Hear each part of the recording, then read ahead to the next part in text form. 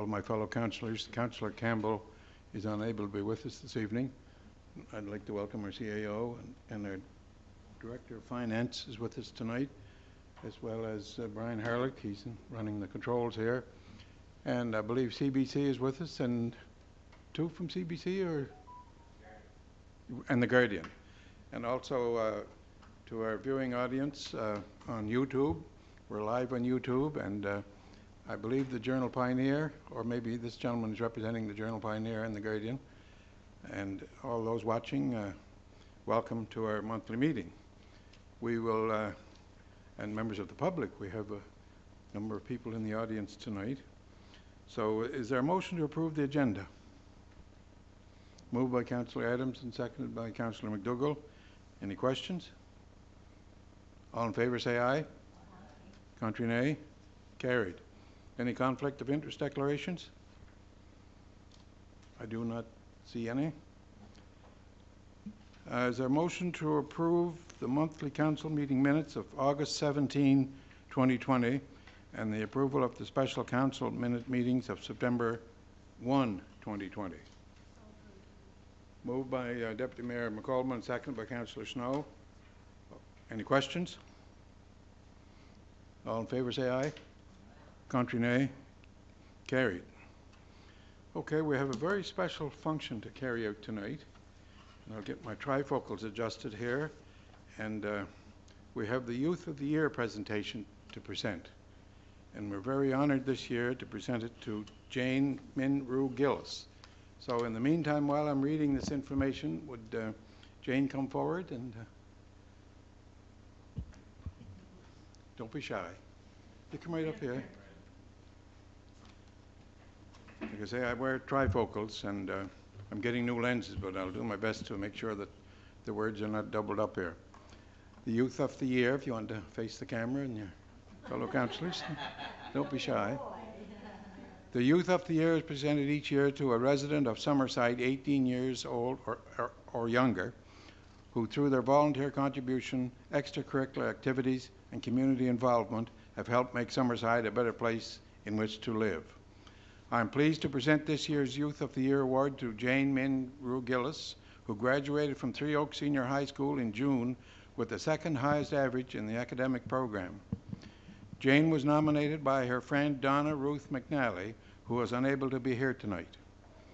Donna's submission highlighted that Jane has been contributing to the City of Summerside from a young age as a volunteer with both her figure skating club and her soccer club. At her earliest opportunity, she became a coach of the Can Skate program and has become a referee because she saw the need was there. She also volunteers in the mini program, sharing her love of the game with younger children.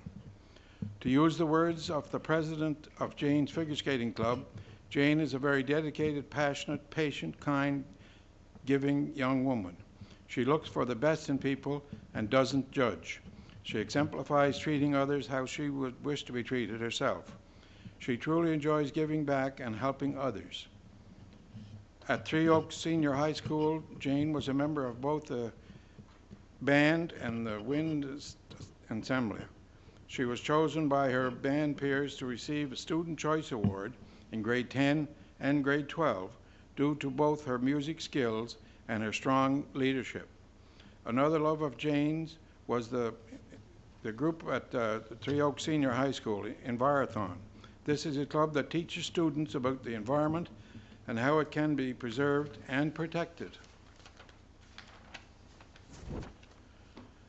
As further testament to her character, Jane's math teacher David Gallant said of her, "I have observed Jane in numerous school activities and in her peer group. At all times she displayed the characteristics of a sincere, kind, and caring young lady with a strong desire to help and to contribute to the betterment of our school and community and city. Her choice of extracurricular activities speak to her character. Leadership Council, Me to We, was the name of it, the Relay for Life, along with volunteering at our local hospital and assisting in youth figure skating and soccer programs. Yet this is but a small sample of her involvement Jane appreciates the importance of giving back to her community. Jane played on the AAA women's soccer team in all 3 years at Three Oaks. This year, she was chosen as the recipient of the award by her coaches for her ability to excel in playing all positions on the team. The recent pandemic has increased Jane's interest in microbiology and viral studies. She is currently attending Dalhousie online from her home in Summerside. She has accepted with a renewable scholarship into the pre-med medical science program. Please join me in congratulating Jane Minrue Gillis on being chosen as Summerside Youth of the Year for 2020, and join me in wishing Jane all the best in her future endeavors. Thank you.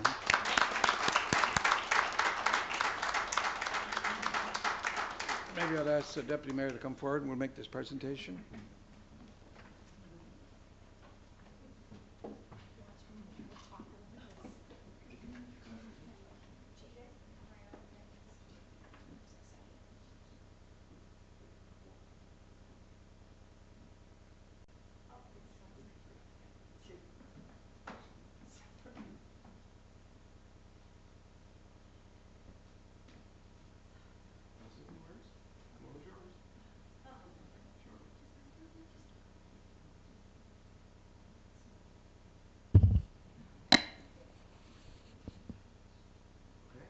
Thank you.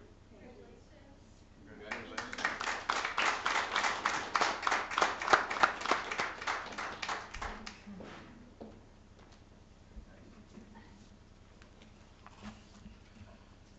Okay, we'll continue on with the meeting. And thank you folks for being here, and you're welcome to stay. Under correspondence, there's a few things here I'll just mention. One was that Saturday I received an invitation from the Mayor of Kensington to attend the official opening of their Emergency Preparedness and Reception Centre in Kensington. And Mayor Casely is great to attend functions in our community, and so we're pleased to represent the city at that one. One thing that I liked about it, and I'll mention it to Councillor Ramsey, the chair of that committee, I know we have a couple of locations that are in place that can, and let's hope we never need them, but will be used and in place for emergency shelters. But I'm not sure if we have it advertised enough. I think everybody in Kensington now knows where theirs is. I know we got a couple of places, so that's something that if we got a couple of places, if we want to mention them tonight, I believe. Do you want to go ahead there with the locations, Mr. CAO? No. Thank you, Your Worship. And I guess certainly for Madam EMO Chair, I know she'll be giving an update to the general public later on this evening. But in the event of what we'll say an extended service disruption to residents of our community, we will be activating reception centers at both Fire Hall just across the street and also St. Elmer's Community Centre. And what we'll be advising residents to do is just keep tuned to our social media sites, and also we'll be having regular communications with the provincial EMO, and they'll have other ways to get that information out to everybody so that everyone's aware. Thank you. So it's great that the people know, just in case whatever's going to happen in the next day or two or three, we don't know. But it was a great presentation out in Kensington, and a number of ministers were there, and a member of Parliament, Minister McKay, Minister Fox, and Minister Thompson, the minister responsible. Anyway, and then I had a number of calls last week about Standard Air and what the situation out there and the layoffs. And the head office is in Arizona. I put a call through to Arizona, and they get back. They advised the local president, Mr. Poirier, to give me a call. So I had a long chat with him. And it's a difficult situation. We hate to see the layoffs. It's terrible. But like he said, there are 55 plants in the world and 7,000 employees. And we're the 7th in size of those 55 plants. And like they said, the planes are not flying like they used to.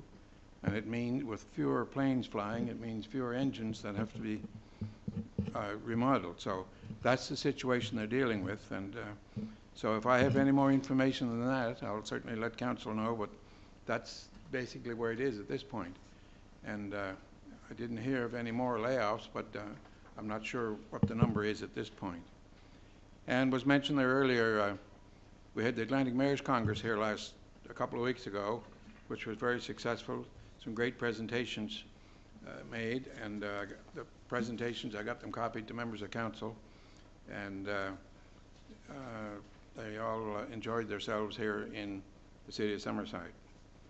And this was a letter from the Canada Winter Games, I guess, regarding our grant to the games, and $745,000. I think that has been approved by council in the past.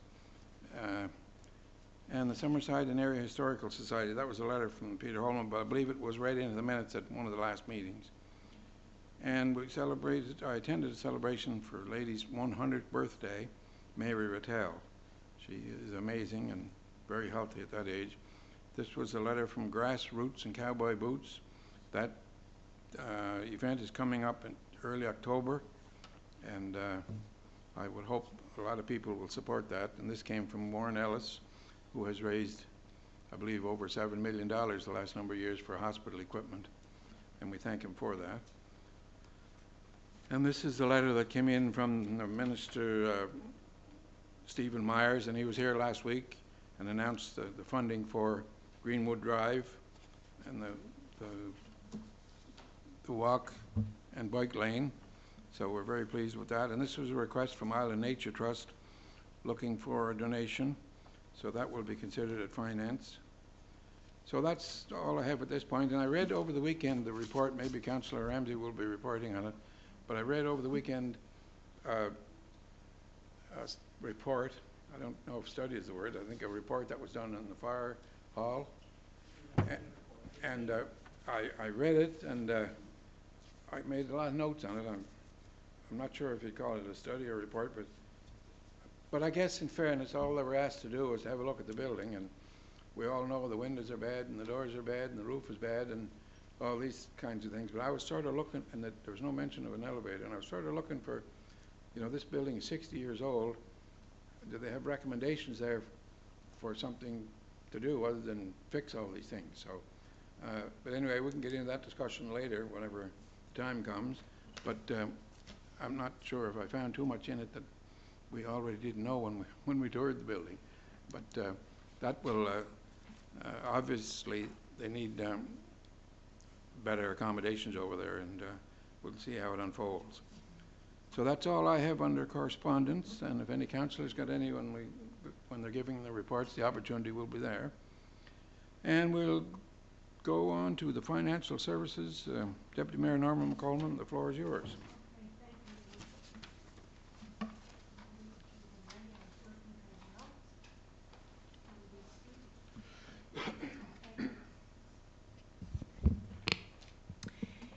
I'd like to present this evening's report, which has been prepared by Director Kristen Dunsford.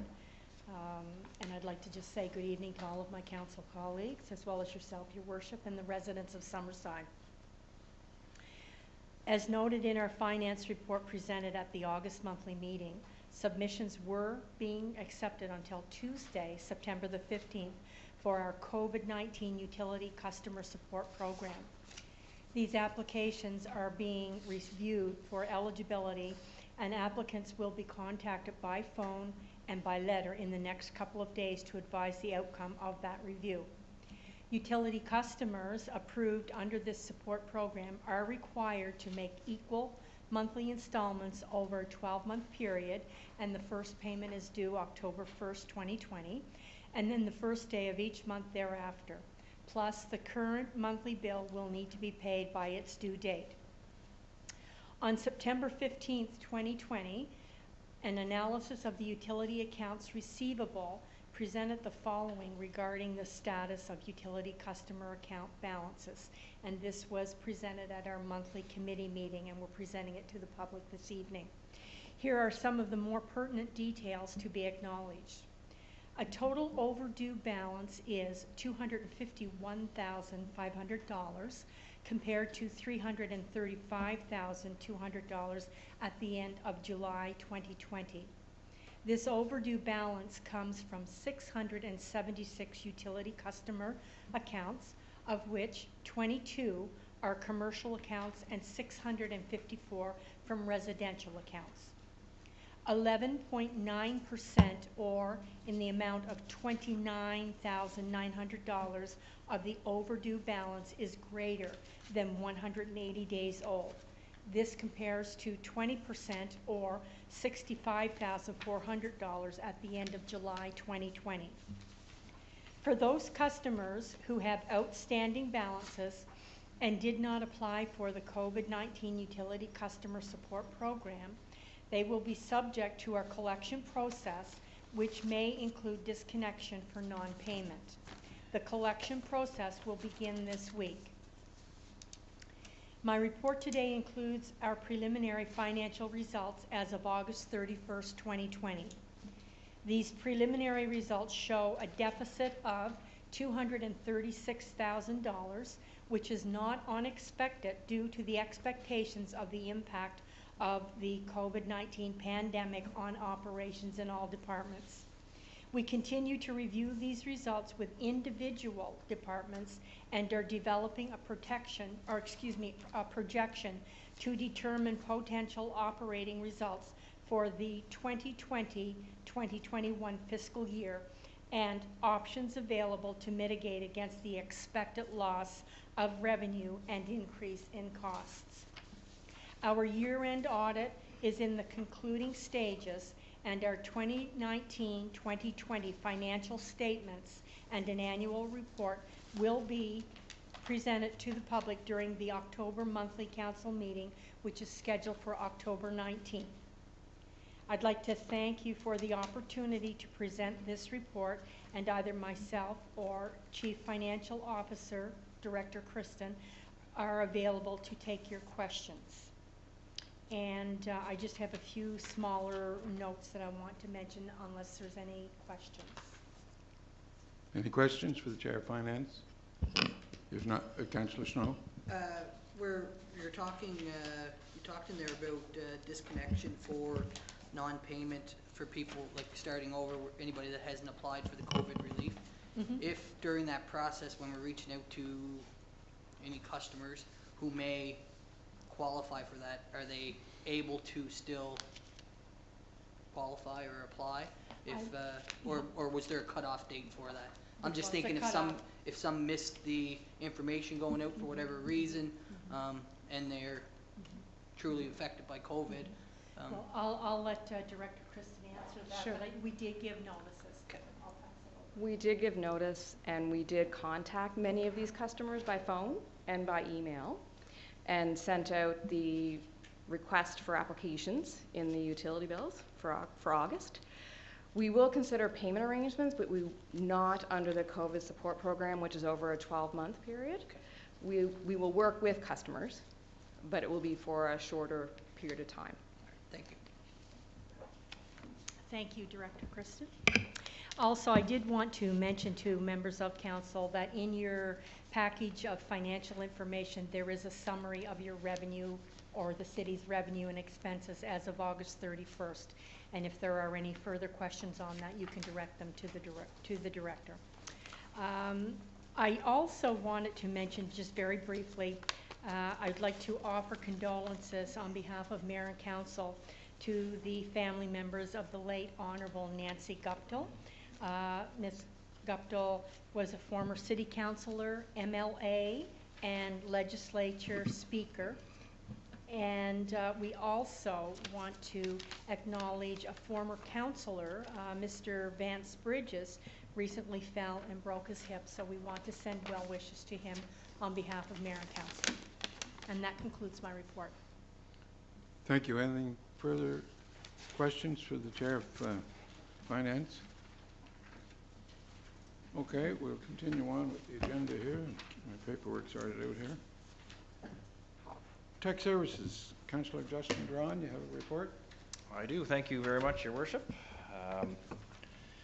This month's Tech Services report, I'll dive right in here. 2020 capital projects are still in progress. Water main replacement on Phillips Avenue is the last one to be completed. The Eco Park just had the final lift of asphalt placed this week. Boardwalk replacement is completed for the year. Paving and sidewalk are now in the final few locations underway. The infill project is due to start any day now. Work is continuing on the storm line replacement project on the lower end of Granville, and the project will continue for a couple more months. Sewer replacement is continuing on the upper section of Granville Street. Greenwood Drive lane widening as well as left turn lanes for Pope and Greenwood are underway as well. Staff continues to review and assist the public with pending developments and building permits. A number of new developments are in progress. 10-lot combination of row housing and apartments off of McEwen Road. 40-lot single and semi-detached development off of Water Street East. A 9-lot subdivision off of Spruce Drive, as well as an 11-lot subdivision off of Bernard and Acadian. And also there's 2 8-unit buildings on Russell. Our office is still encouraging people to continue to send in information electronically, as they have been doing. And if you need to see someone, please call ahead for an appointment to ensure you are able to meet with someone. We will continue reviewing all information submitted and respond back to these submissions if any additional information may be required for permits. 38 building permits with a value of $5.3 million were issued for the month of August, year to date. Year to date, 266 permits for a total value of $22 million. So that's for the year 2020 so far. We issued 3 semi-detached, 2 single-family, 2 6-unit row houses, 2 8-unit apartment buildings, 3 residential renovations or additions, and then 18 for fences, decks, signs, demolitions, and pools. And also another 3 for commercial and institutional renovations. Staff have continued to work with developers and citizens in order to complete inspections on their existing projects. Several developers are still reaching out to staff for assistance with their proposed projects for 2020 and 2021. Staff will continue to work with these developers to bring these developments to the permit stage. Citizens are also encouraged to ask for assistance with their projects that they may have planned for 2020. And I'd like to thank Director of Tech Services, Aaron McDonald, for preparing and submitting that report this month. Thank you. Any questions for the Chair of Tech Services? There's none because Greg Campbell's not here tonight. So. Yeah. Do you have any further to add at this point? Nothing other than I think we've all probably seen the updates on Hope and Central. That's probably what Councillor Campbell would have asked about tonight if he was here. If there's any questions on that, I'll be happy to answer them. Since you brought it up, the only question I have is, obviously it's been out there and there's been lots of feedback through social media, some on the positive, some on the negative, and then I personally have had some people just reaching out asking, have you considered this, have you thought about this? I'm wondering during this process, is there going to be another stage where we're coming back with any of the questions, issues that we're receiving from constituents, i.e. how are we going to get out of Duke now or off whatever street, is it not going to be busier? Like those type of questions are starting to come forward. So for us to give our constituents an answer that is knowledgeable, we need to be able to get those answered by our tech services. So I'm just wondering, during this process, is that going to come back around full circle? Yeah, well, certainly anytime any of you receive a question like that, it's certainly nothing to fire off an email to either CAO Rob or myself or Director Aaron. I know I've done that myself. But in addition to that, I suspect when Tech Services is done talking to property owners up there, they'll probably come back to us and we'll have a chance to talk before anything's, it's not till budget time or any of this is going to be determined. So we still have a few months to chat about some of those things. So, yeah. Thank you. No further questions? Is that all you have at this time then? That is all I have, Your Worship. Thank you.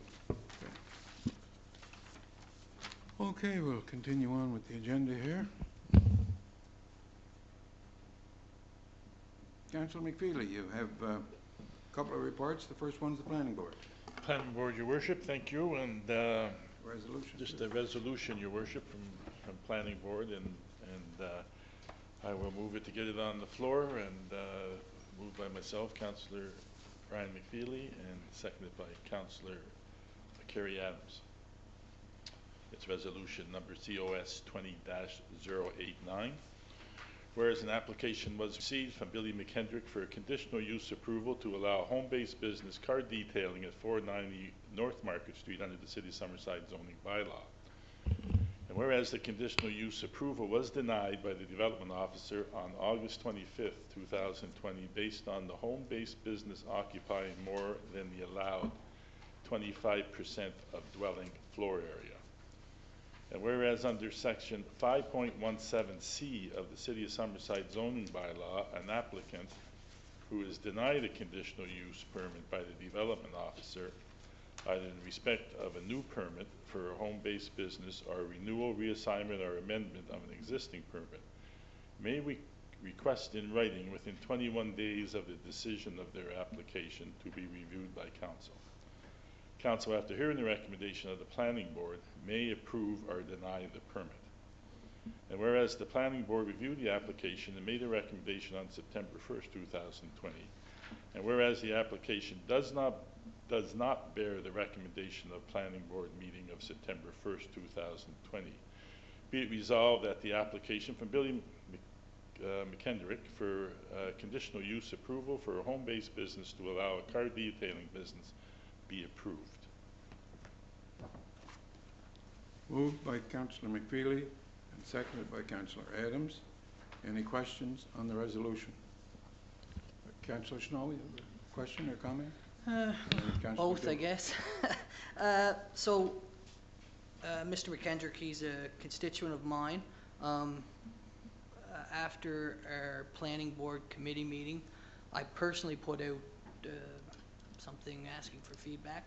To be honest, I haven't received much. I have had some contact with Mr. McKendrick. He reached out to me through Messenger and was asking me some questions. And I personally have some concern with the process that we have going for this for approving home-based businesses. I've talked to a few councillors. It seems like almost backwards, where it goes to our planning board, they deny it, they appeal, come to us, where we know they're going to deny it. So I don't know on what grounds then we're going to come up with a reason to approve it based on a denial from planning board. One would think, I think there needs to be more to the process at the beginning. For example, no neighbors would be notified if somebody comes in asking for a permit to open a business. So if Mr. McKendrick or whoever came in to City Hall and said, I want to open whatever business in my home, if it fits under this, which car detailing does, if he met the requirements, planning board would give him the permit. It would never come to council. It's only that it was denied that now it has come to council, and we're basing a decision on something that's already been denied. So no neighbors would be notified. Nobody would be notified that Mr. McKendrick or whoever is planning to open a business. So then after the fact, if it is approved, if he met all the requirements, the neighbors then find out that I have a business beside me. I don't really like the business that's beside me. If it's car detailing or whatever, maybe there's more traffic, it's busier. I just think there's something missing there where we can avoid it coming to council after the fact. And I truly believe that if any business is going into a residential area specifically, that neighboring properties should be notified. Nobody might have an issue at all, but there might be some issues. And the last thing we want is for somebody, I'm all for people opening businesses, getting small businesses in our city, that's great. But you don't want somebody to put a whole lot of expense into opening a business in their home, and then after the fact, neighboring properties not be happy with it, and complaints come into council, and then we realize, ooh, it might not have been a good idea to put a business there. I just think there's more work that needs to be done in general for this type of stuff. Councillor McDougall. Yeah, thank you. I was following a lot of the stuff on this, and it says here that, and whereas the application does not bear the recommendation of the planning board, I believe it was tech services, right? the tech services did not recommend it because of the wall, right? Yeah, but then the appeal process, it came to planning board, and Right. now it's coming to council. Okay, Right. that's Yeah. where I was messed up. Okay. No, and you know, if this is denied tonight, does the gentleman have the opportunity to go to IRAC? I believe he does, right? Can that be appealed? That can be appealed to IRAC. Yeah, and I question this, not on the noise thing, but on the size. And you know, this is the rules, and that's what we have to live with. My reason for questioning it today, did we, as tech services, explain it very clearly what he needed to do? And I was told that that was so. Yeah, I just wanted to explain that. So thank you. Mr. Chairman, just a comment there, just to follow up on Councillor Snow's point. But, you know, there's no way that a resident, you know, we can't deny somebody's right to an appeal, so it has to go through the process like tech services, planning board, and then it's here. So we can't come up with anything in a bylaw that would prevent somebody from appealing something. And No. it may even go further to IRAC. And that's not what I'm saying, Your Worship. I was saying that prior to the permit being approved or denied, I think we're missing some steps in there that would be very valuable in deciding to approve or deny, i.e. talking to neighbors, notifying, same as we do rezoning a property. We do that because we want to notify the neighbors of what might happen to a property close to them that might affect their property, either the value or their enjoyment on their property. So I think it's very important, similar to this, for both, for the applicant and the neighboring properties to be notified that there's a chance that there's a business opening, even though it's a home-based business. This falls under the approved list of businesses in a home-based business. So, and there's been reports that we received complaints about it. So if it was approved based on he met all the requirements, then after the fact we would have started receiving complaints about a home-based business that met all the requirements. I just think there's something there that we need to really look at so the process is smoother for everybody, for the person applying and the neighbors. We're going through that right now with the house on Harvard Street in Russell, I believe it is. Apparently it met all of the regulations, but the person's finding out afterwards that she believes it's too close to her home. Mm-hmm. But anyway, that's another story, but it's sort of a similar situation. Councillor Ramsey? Sorry. Yeah, I guess I was just going to speak to Councillor Snow's point there that, you know, in my 6 years on council, this is the first time I've seen an appeal like this. But I think you raised some valid points there, and I'm wondering if it isn't something that we could assign to the policy bylaw and review committee to take a look at. They may come back and say status quo is fine, but at least take a look at it and look at, you know, what the merits are and the consequences and that type of thing. So, and you know, I don't think we're going to resolve that tonight. So, if we can assign it to committee to take a look at it and bring back a recommendation to council.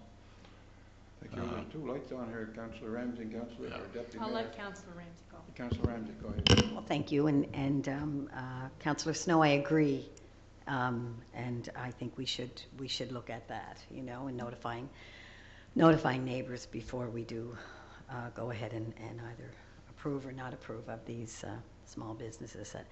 But I do have something to say because there's been some controversy around this, and the first thing I want to say is that I'm not opposed to small business opening in Summerside, and I admire those who take the initiative to do so. But there are rules around opening a business in a residential area, and Tech Services has denied this application because it does not meet the guidelines required in the city bylaw guide. And the city of Summerside bylaw is supported by the PEI Building Code Act regulations. And to go against this is essentially going against our own bylaws and that of the province. So I think if the applicant had all the ducks in a row and could could, you know, show tech services that he can open this business and not, you know, be a nuisance or the traffic or whatever he would have to do. And I don't mean nuisance that he's a nuisance, but the noise and the cars and the parking. And so, so that was one thing, and as well the large number of complaints that I've received from the neighbors on the noise disturbance, traffic and parking is what I had based my decision on. I'm the councillor who represents Ward 3, and the people are being affected negatively by this request. And residential properties are zoned as such and have to be protected.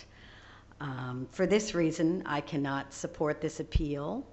The controversy that has been going on this last while in social media and in our local newspaper and maybe even on CBC is that our police services were not contacted during this whole process, and I can guarantee you that they were.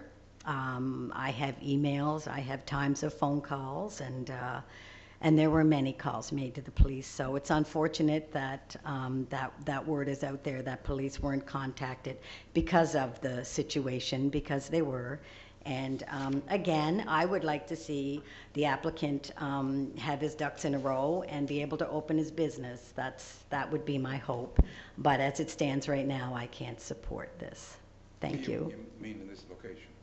I can't support it in the residential area. No, I can't. Thank you.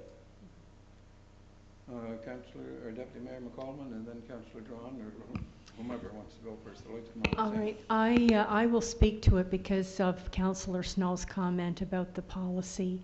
I think many years ago, when coming back on council, I had talked about a situation that our neighborhood dealt with where the bylaw really needed to be redressed because it was a similar situation where the residents weren't aware of a home-based business happening, and certainly whatsoever at all. But I think what happened was the noise really began to take over the neighborhood and people really complained. I think some of the things were that residents were not made aware, and because it was residential. So I think it's those kinds of things that maybe we really need to be clear on in the bylaw. Thank you. Thank you, Your Worship. First, I guess just as a point of clarification, when we say tech services didn't recommend whatever, I just want to make it clear that it's not the tech services committee, it's the tech services department. Yes. It hadn't reached the committee level on the council floor or anything like that. So I just wanted to just clarify that. And I do agree with most of what, well, with all of what Councillor Snow is saying. And as a member of the bylaw review committee, I think this is something that could probably be looked at alongside maybe tech services.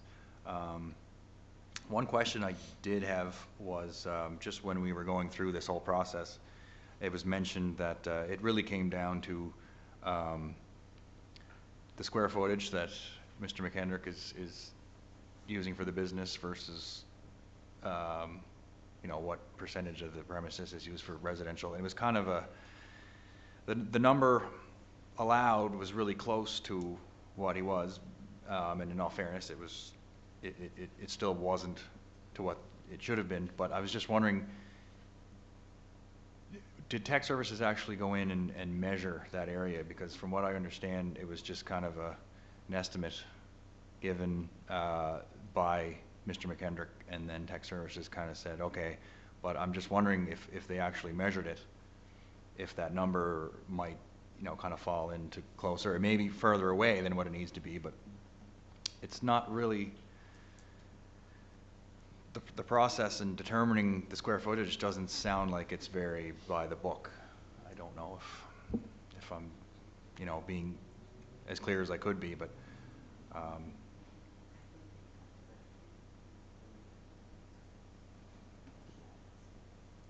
yeah, okay, so I'm just wondering if, you know, if this is something we need to table until those figures are in stone and we know exactly what we're dealing with as far as what his square footage is, or? So, I don't know Councillor if- Pump, sorry. Sorry about that. I just don't know if I'm comfortable voting on something. I don't know whether he meets the criteria or not. It's just kind of based on, And I guess that's what I was getting at the start, is, you know, was it the square footage that Mr. McKendrick gave them? They wouldn't have it measured, I don't believe, unless he applied for a permit to have that wall there, would he not? So I don't know if there's... Yeah. Yeah. yeah, I mean, there Yeah. was an addition on the house, I guess. It's only that put the allowed square a footage up. percentage, right? So, Yeah. yeah. So, with the permission of the applicant, we did measure the square footage for the main floor, the upper floor, and the garage. The basement area was an estimate that was provided by the applicant, but everything else was measured by staff. Yeah. Okay, so I mean, if the applicant would have estimated a little lower, I mean, we'd be here, we have no problem, so I just, or higher. Like, it just doesn't seem, Yeah, the CAO kind of answered I think that's the point that I was going to make, was that was the information that was provided to planning board when they made their decision. Councillor Adams, were you reaching for the mic there, or did, maybe Councillor? go ahead, I might add something. Yeah, I guess I just sort of wanted to piggyback on what Councillor Justin said, that I guess I would have assumed we would have just not asked what the measurements were of the third level. We would have went in when we were on the property and measured it, because it could be to the good or to the bad for the applicant, depending on the measurement. So I guess I'm a little confused as to when staff were on site, why they just didn't do the measurement themselves, instead of taking a rough 200 square foot from the resident. That's all. To your point, or if Councillor you don't Snow. mind, to that point, I think if we don't go and take those steps to measure ourselves, it creates a process for anybody in the future realizing I need every square foot, that my 200 square feet in the basement now becomes 600 pretty quick because I need those. Do you know what I mean? It's creating almost a reason to make people stretch the truth a little bit. It should be a process that is laid out and fair and very clear. And the only other thing I think we need to make sure we're doing is being very clear on all the requirements. So it can't be one requirement, it's just because of this, and then you fit that requirement, oh no, there's this one too. So if somebody's applying for something, it needs to be laid out in stone. Here's the 1, 2, 3, 4 things that you require in order to be approved for this permit. So, Thank and I you. just don't know if that is all as clear as we think it is. Just a question there, maybe through you, Mr. Chairman. But if you're looking at the square footage of a house, somebody that wants to wash the cars out in the driveway or in their garage, and what if this 1 square foot is enough? You still have the same traffic and you still have the same noise. I'm kind of missing something here in regards to square foot. Why the square footage in the house versus, there we go, the square footage in the house versus a garage car washing business. You're right, it has to be looked at, I would say, but anyway, this complaint, I guess, is in regards to the noise and the traffic.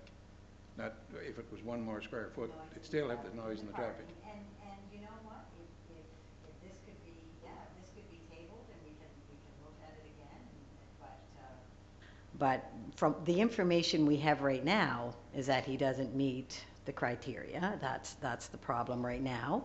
If there's something else that can be done, that would be wonderful. There's nothing I'd like to see any more than small business open, but if there has to be more research done, and I don't know, CAO, Rob, what that looks like. I mean, they've already done their due diligence, tech services did, and I'm not sure. That's exactly like Justin and I were saying, I don't think they have, because they didn't fully measure. Like, you know what I mean? And it could Would there be a reason, though? Maybe they weren't invited in to No, the but I basement. mean, Do you know what I mean? but that's what I'm Like, saying, but we can't, like, we can't really. we need to know that, we Yeah. need to find out Right. and We get can't that from the really staff. put the cart before the horse, so we'll ask them maybe. I wish they were here, so we could ask. I think we got Councillor Snow and then Councillor McDougall. Based on all the questions, I think we should table this and. Okay, and, that's what I was gonna say too. I would agree with So is the tabling the motion to motion. table it? Justin, or Councillor Duran did it, and then I'll second it, yeah. Councillor So, Snow and so seconded. we should have a diary date on it. Until when? Yeah. Next meeting, or It would come Yeah. back to our committee? Would they be able will to have do to it? be brought out At at a voting, monthly at a meeting? To be voted on at the next council Right. meeting or whatever. So in the meantime, okay, it's been moved by Councillor Duran and seconded by Councillor McDougall, or Councillor Snow. Whatever. In the We- meantime. We can- have a council meeting, a special meeting on Wednesday night. Is that enough, or May not be enough time, but I is don't- that enough time? 2 days, Probably CAO, or we, no, okay. Probably not. What about our committee meeting in October? But it has to come Has on to the go to council meeting for council. the resolution. Yeah. Okay. So that's at the October council meeting, and it's been moved and seconded.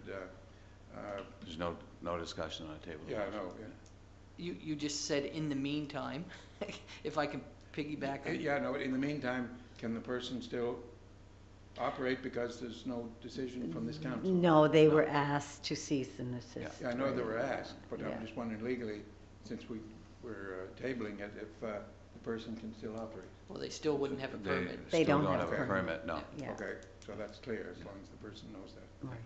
All in favor of tabling it till next October council meeting? Aye. Contrary nay? Carried. Thank you. Councillor. Well, if I may just follow up on this other discussion that we had here, I'd like to move a motion that the home-based business portion of the zoning bylaw be referred to the Policy and Bylaw Review Committee for review and a report back to council within 60 days. I would second that. Moved by Councillor McFeely and seconded by Councillor McDougall. Any questions on that? Do you have a question, Councillor? Not on the motion, no, just further afterward. Okay. All in favor, say aye. Aye. Contrary nay? Carried. Your light's still on? Yeah, I just wanted to just add before we finish Go up that I would really like to have supported it. But I guess I just don't feel that, I feel that if we would have supported it tonight, then that opens up a precedent for other businesses in the city that may be operating without a permit. And, you know, it kind of would have communicated to them that it's okay. But I really hope that we can come up with something and you know, for our next meeting. And one Go more ahead. thing. Is there any value in getting Mr. McKendrick in and with tech services and maybe CAO and have a frank and open conversation on here's what needs to be done after we do the measurements? I really think communication needs to improve in general. So we gotta find a way to let people know what they need to do or not do, and that's, sometimes we're not doing a very good job of that, so. Just the space, is that the only problem? Yeah, just whatever, just, I think it's, I think it's important to know what you're up against as an individual when you're trying to do anything, so I think that'd be a valuable process if we could do that. The only thing, there was just a did we vote on that motion of yours yet, Brian? Yeah.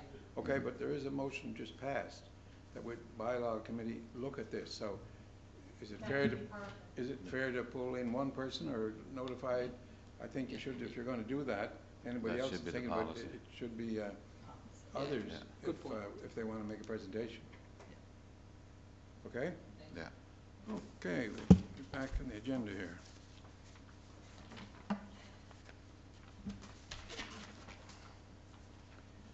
Councillor McFeely, you still have the floor.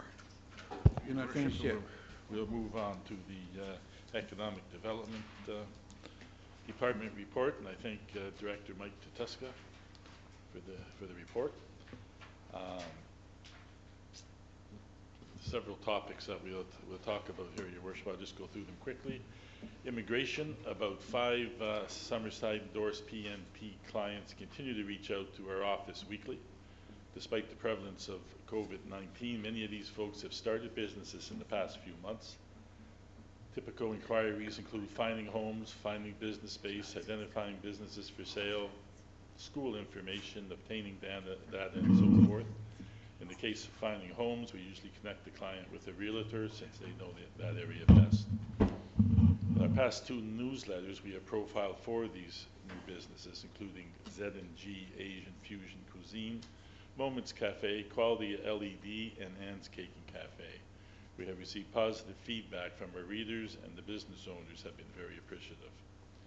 Photography campaign on August 31st, with the services of High Design Creative Media, we launched a photography campaign that will capture natural and business-related assets of Summerside. Part of the campaign is to enlist 18 specific businesses to take several exterior and interior shots. These photos will be used by the Economic Development Office for promotional purposes, such as the website, brochures, and social media posts. They will also be made available to the business to use for their purposes as well. The business directory on September 10th, together with Explorer Solutions, we launched our business directory update. Until the end of October, this firm will be soliciting businesses in Summerside primarily by phone to update their information. This is the first major update to the directory in 6 years and will provide the Economic Development Office with significant business intelligence such as labor force, our space inventory, export markets, and industry codes.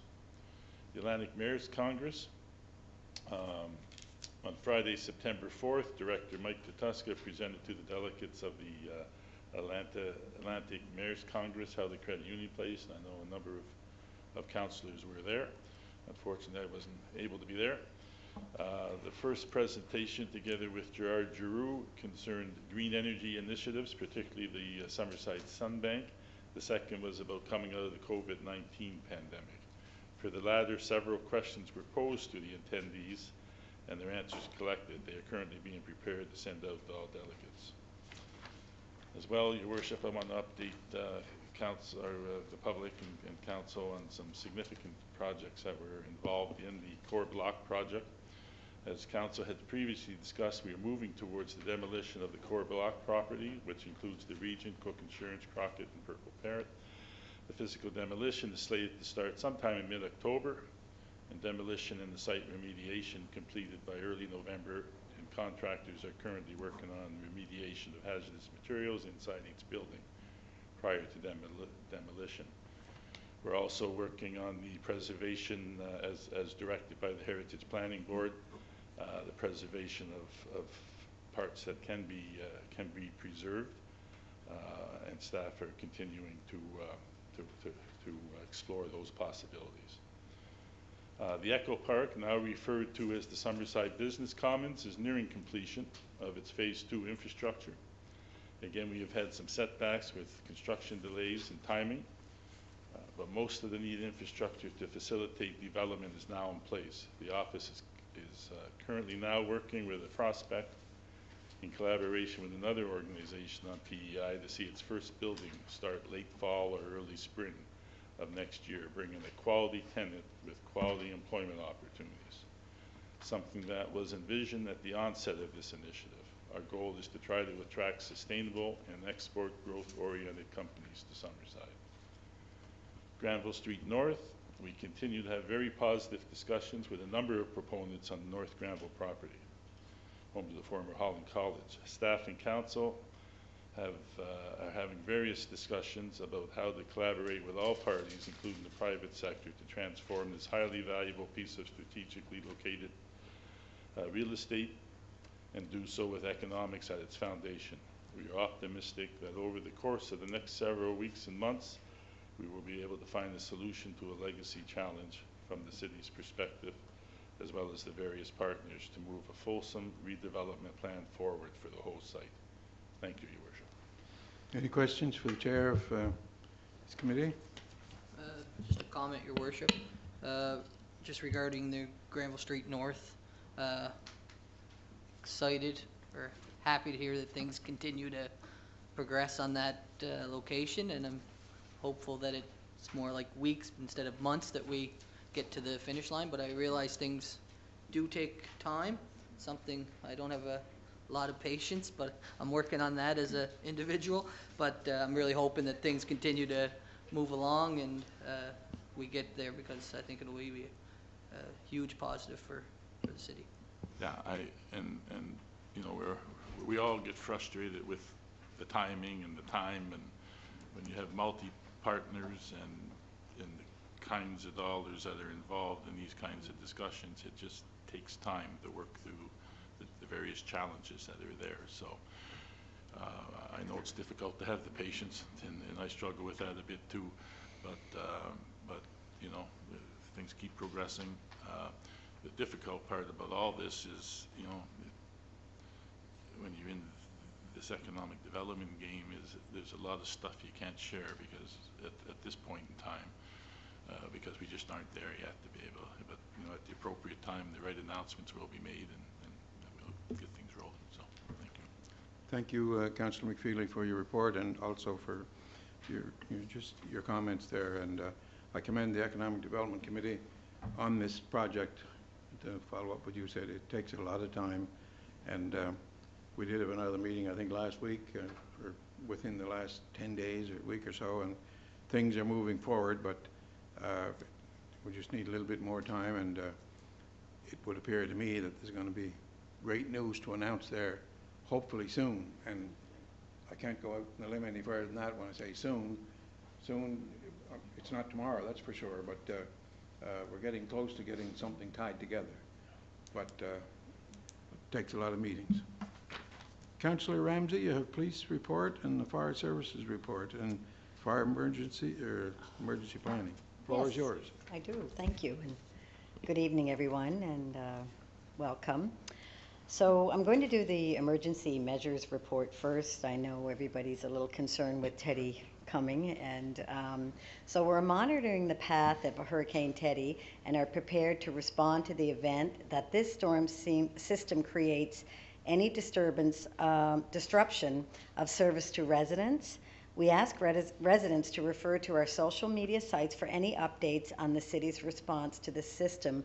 I guess I know there are folks who certainly don't have social media, and maybe one of the things that we would be able to do, CAO Rob, if things got out of hand, that we'd be able to maybe contact CJRW, our local radio station, and we would certainly get the information out to folks, you know, the best that we can.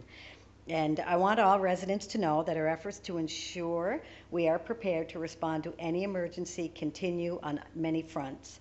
We continue to dialogue with various community organizations to establish closer relationships and discuss ways in which we can work together collectively to protect our community. It is part of our commitment to ensure the safety of all residents and the broader community. And this concludes my emergency measures report. Thank you to CAO Rob Philpott. Thank you, Councillor Ramsey, for that report. And as mentioned earlier, it was great to be in Kensington Saturday for their announcement, and yes, they're prepared out there as well. And if anything happens that we have to work together with them, we've always had a good working relationship with the town of Kensington. Absolutely, and just hopefully it doesn't go that far, right, that we don't have to do that. But we're prepared if we do. We've been working really hard on our emergency measure plan, yes, with all directors and the mayor and the deputy mayor and all council, and especially CAO Rob working so hard on this, and lots of involvement with the province and Samaritan's Purse, and so we're good to go. So if anybody has any concerns, just don't hesitate to reach out.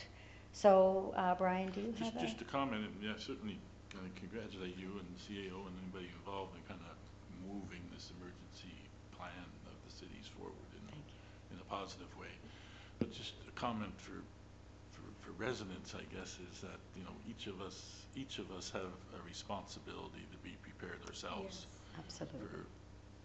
For 72 hours, and be prepared to shelter in place for 72 hours. So, you know, we don't know what Teddy's going to be when it hits here, but right, you know, there's still time for people who haven't prepared to look after themselves to do so. So I just would encourage people to take that seriously. Absolutely. I spent most of the morning getting prepared putting Say things, putting things away and making sure that I say high winds is Mother Nature's way of pruning, and a lot of the weak trees must have gone last year, so maybe the strong Oh. ones will survive this one. I hope so. But Yeah. we'll just wait and see what happens. Yeah. We're almost all gone, eh, Bruce? Okay, so if there's no more questions on that, I'm going to do my fire service report. So thank you to Ken Culligan for his submitting this. And so there were 42 calls for assistance during the month of August, 8 medical first responder calls. So they're very busy with the first responder calls. That's something fairly new to the department, but they're doing well and they're busy with that. There were 12 alarm panel calls, 1 electrical fire, 2 structural fires, 6 outdoor fire violations, 6 mulch fires, 4 miscellaneous calls, and yeah, so that's most of those. During the month of August, firefighters training totaled 98 hours. On August 29th, they went to Elm Street Playground to build the equipment. There were 12 firefighters who volunteered their time for 6 hours. That's 72 hours of volunteer time. I'm pretty proud of those gentlemen and ladies across the street. They're working hard and really supporting the community. So I commend Chief Edmund for his great work. They did some online courses and community practices, and their chief is taking UPEI course and work on the racetrack barn. I know I called Chief today, and he was doing that again. They're doing that again today. So anyway, that's some of the volunteer stuff that they're doing. It's been a rough summer for the fire department. In total, there have been 3 major issues where trucks had to be sent to Moncton, New Brunswick for repairs. Over the past couple of years, there have been a large number of firefighters retire and replaced with new recruits. For safety's sake, these new firefighters need to be equipped with new personal protective equipment. This bunker gear is standardly certified for 10 years. So it is an ongoing process of out with the old and in with the new. We now have everyone properly equipped, so it is now a matter of regular maintenance and tracking expiry dates to make sure our firefighters continue to be protected. So that's been some great work by our chief as well. Firefighters said their final goodbyes to the late Lieutenant Brian Morrison by making a portrait presentation to his family during a ceremony here at City Hall last month. Members were truly saddened on the passing of Darlene Peters, wife of retired Deputy Chief Tom Peters, a 44-year veteran of the fire department. Effective August 31st, 28-year veteran Wayne McKinnon announced his retirement from the City of Summerside Fire Department. Thank you, Wayne, for your years of service, and you will be missed. For the record, August was the 3rd busiest month we have had in at least the past 15 years. The only months busier were during the great winter of 2015, when we had 550 centimeters, 18 feet of snow, and last year when Dorian struck, 45 and 75 calls respectively. Finally, our members were very happy to be able to contribute their small part to the new playground build at Elm Street School. So it was a busy month in August for the fire department. One other thing that I'd like to let you know is that the ESP report is in, and we, Fire Chief, myself, and CAO Rob Philpott, and our mayor will be meeting next week to discuss where we go from here now that the report is in. That's great news.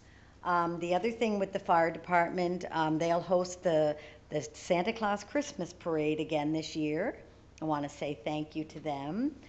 We had our first committee meeting at the fire hall on Thursday to talk about the beginning plans for the parade. We're still waiting to hear back from the province regarding details. If the parade is approved, we have a tentative date planned for Friday, November 27th. So I'll have more information on that during the October 6th committee meeting. And we're excited about that. We're looking for some fun. With COVID, there hasn't been a whole lot of fun events. So we're planning a stationary parade where the floats are all going to be still, and people are going to be driving through and we plan to start at Green Shores and go all the way out to Summerside, the end of the downtown area where the Summerside City, Welcome to Summerside City sign is. And anyway, we have lots of fun things planned, and we're hoping we get approval from the province, and that's where that is. So that's the fire service report. If anybody has any questions. Will we have our guitars this year? We'll be singing away. Yeah, we'll be standing still this time, so we're not going to be able to sing the same song 50 times because we will really disturb our neighbors, We Mayor. probably know all the words by the end of it. We're going to have to learn more songs. And another thing that I should bring up is that I received a call from Susan Gallant, Kinnett.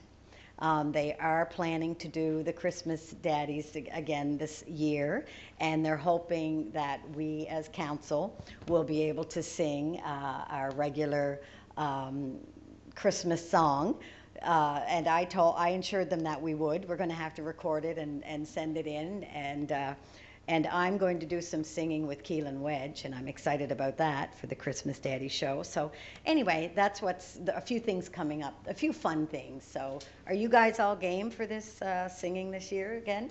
Everybody in? When she said she's hoping that we'll be able to sing, what exactly did they mean by that? She's still waiting for some, well, I guess it was approved, but the difference this year, Eastlink is on board, but then we're just going to have to record. Everybody's going to do recordings and send them in. So it's going to be a different way, like everything during COVID, but it's still going to be a fun time. So look forward to that. Yeah. Yeah, exactly. So anyway, do twice overs. Yeah, so that's fun. So that's my fire report. Is there any questions on anything there, guys? No?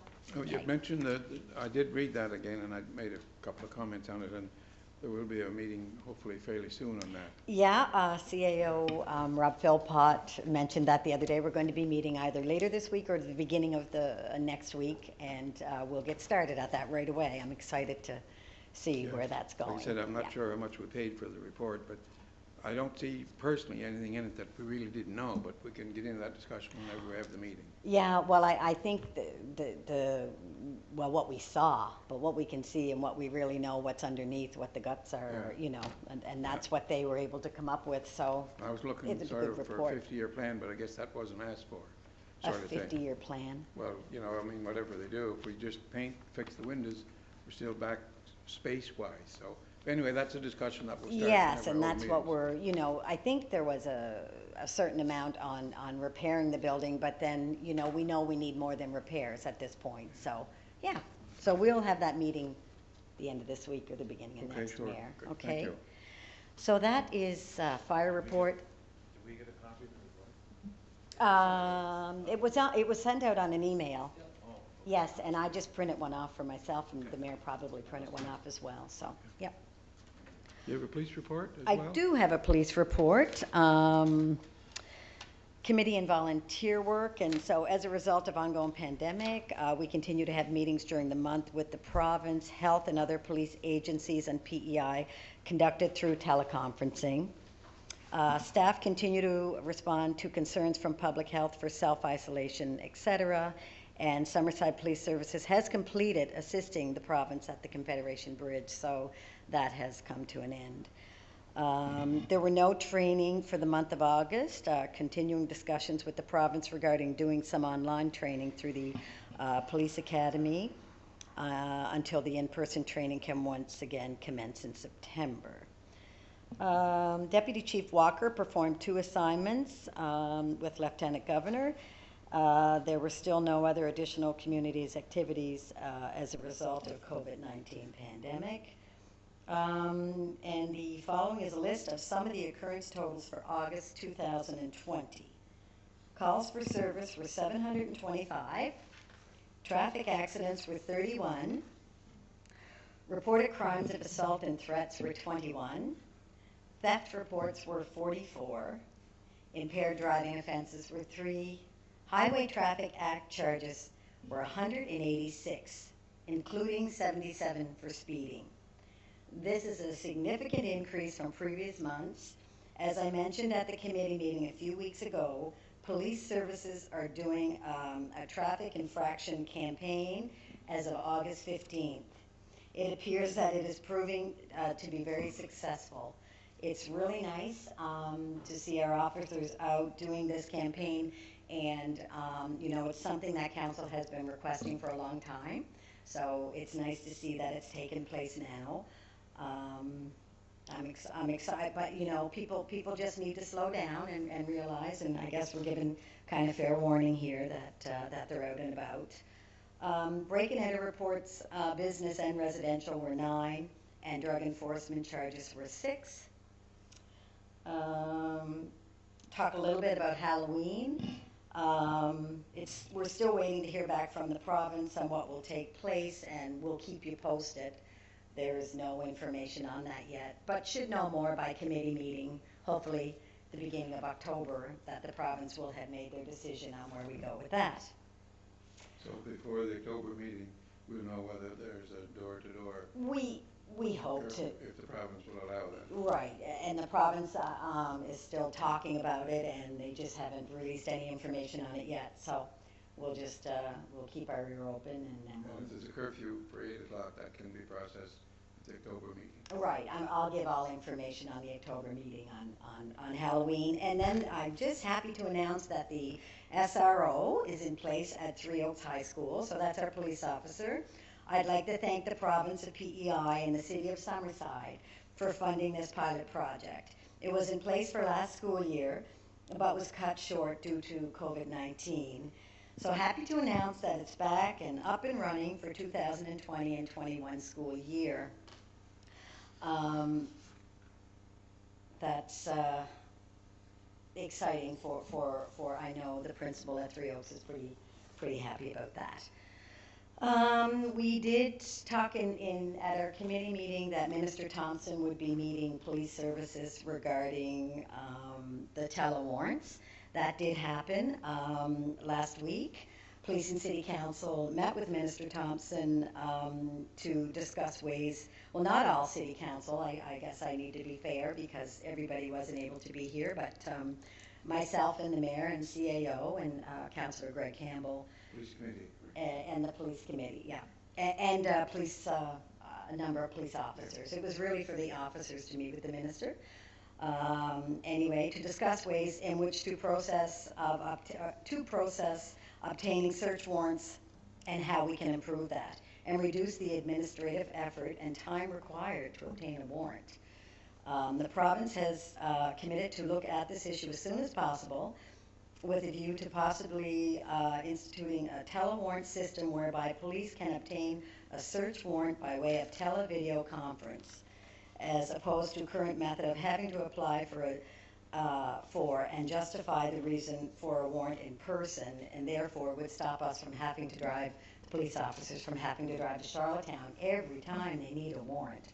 That takes almost a day. By the time they get the paperwork done, they get to Charlottetown back. And, so we're grateful that the minister came down and met with us, and it looks like they can do something for us. So we're looking forward to hearing back from them in the near future. And the other thing I just need to talk about for a moment is on committee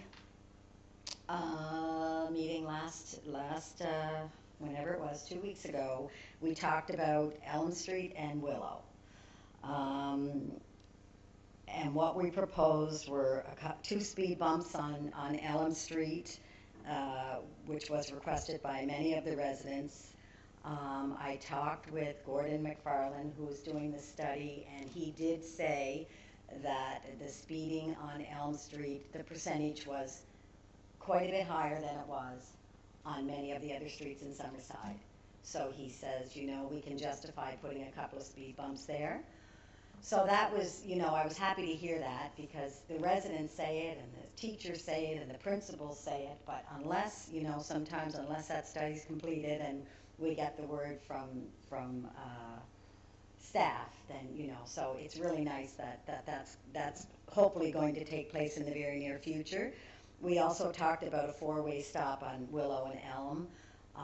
That's still being studied right now, so hopefully at our next committee meeting, we'll be able to talk about that again. And the other thing is I received a notice not long ago from the principal at Elm Street wondering about a crossing guard at Willow. She says it's very dangerous for the kids. So in that school zone, we have a lot of issues, and I would just really like to get that cleaned up. That's my goal. Councillor Snow is my co-councillor on that ward. He looks after Willow, I look after, well, we both look after Willow, we both look after Elm. So anyway, I just wanted to bring that stuff forward. So that's my long report, and Bruce is always patient with me here on the right-hand side. But anyway, it is what it is, and it all has to be said. So that's my report. If anybody has any questions, I'd be happy to answer. On Maple and Central, I thought you were going to bring something up there. That's coming up on committee. Okay. Yeah, that's coming up on committee. Yeah. Any questions for the chair? I just, Councillor Snow. I'm curious how many, so for highway traffic, the speeding, which we all know and have asked about, getting more resources in that area. What was last month's numbers? Do you know? Yes, 98. 98. 98 last month, as opposed to 189, I think, this month. So that's significant. And it shows the need for having them out there doing. Shows the that need work. for having a traffic. Yeah. Yep. Thank you. You're welcome. Any further questions? I think they just want me to sit down. Thank you, everybody, Thank you, for your Councillor Ramsey. patience. Councillor Snow, you have community services report. Thank you, Your Worship. Things starting to pick up there? Things are starting to, I wouldn't say get back to normal, but pick up for sure and move in the right direction. You might have a pool report too, have you? What's Okay. that? Yeah, I can give a little update on that for sure. I'd like to start by just thanking JP who compiled the report. The month of August kicked off with major news out of Credit Union Place with significant infrastructure announcement. With federal, provincial, and municipal officials on hand, a $6.3 million project was announced in the development of a multi-purpose dome facility, along with construction of 5 new skyboxes, new press box, media room inside Eastlink Arena at Credit Union Place. The dome will be the second turf field on the grounds at Credit Union Place and will provide athletes with a year-round training facility, not to mention helping attract more national and international sporting tourism.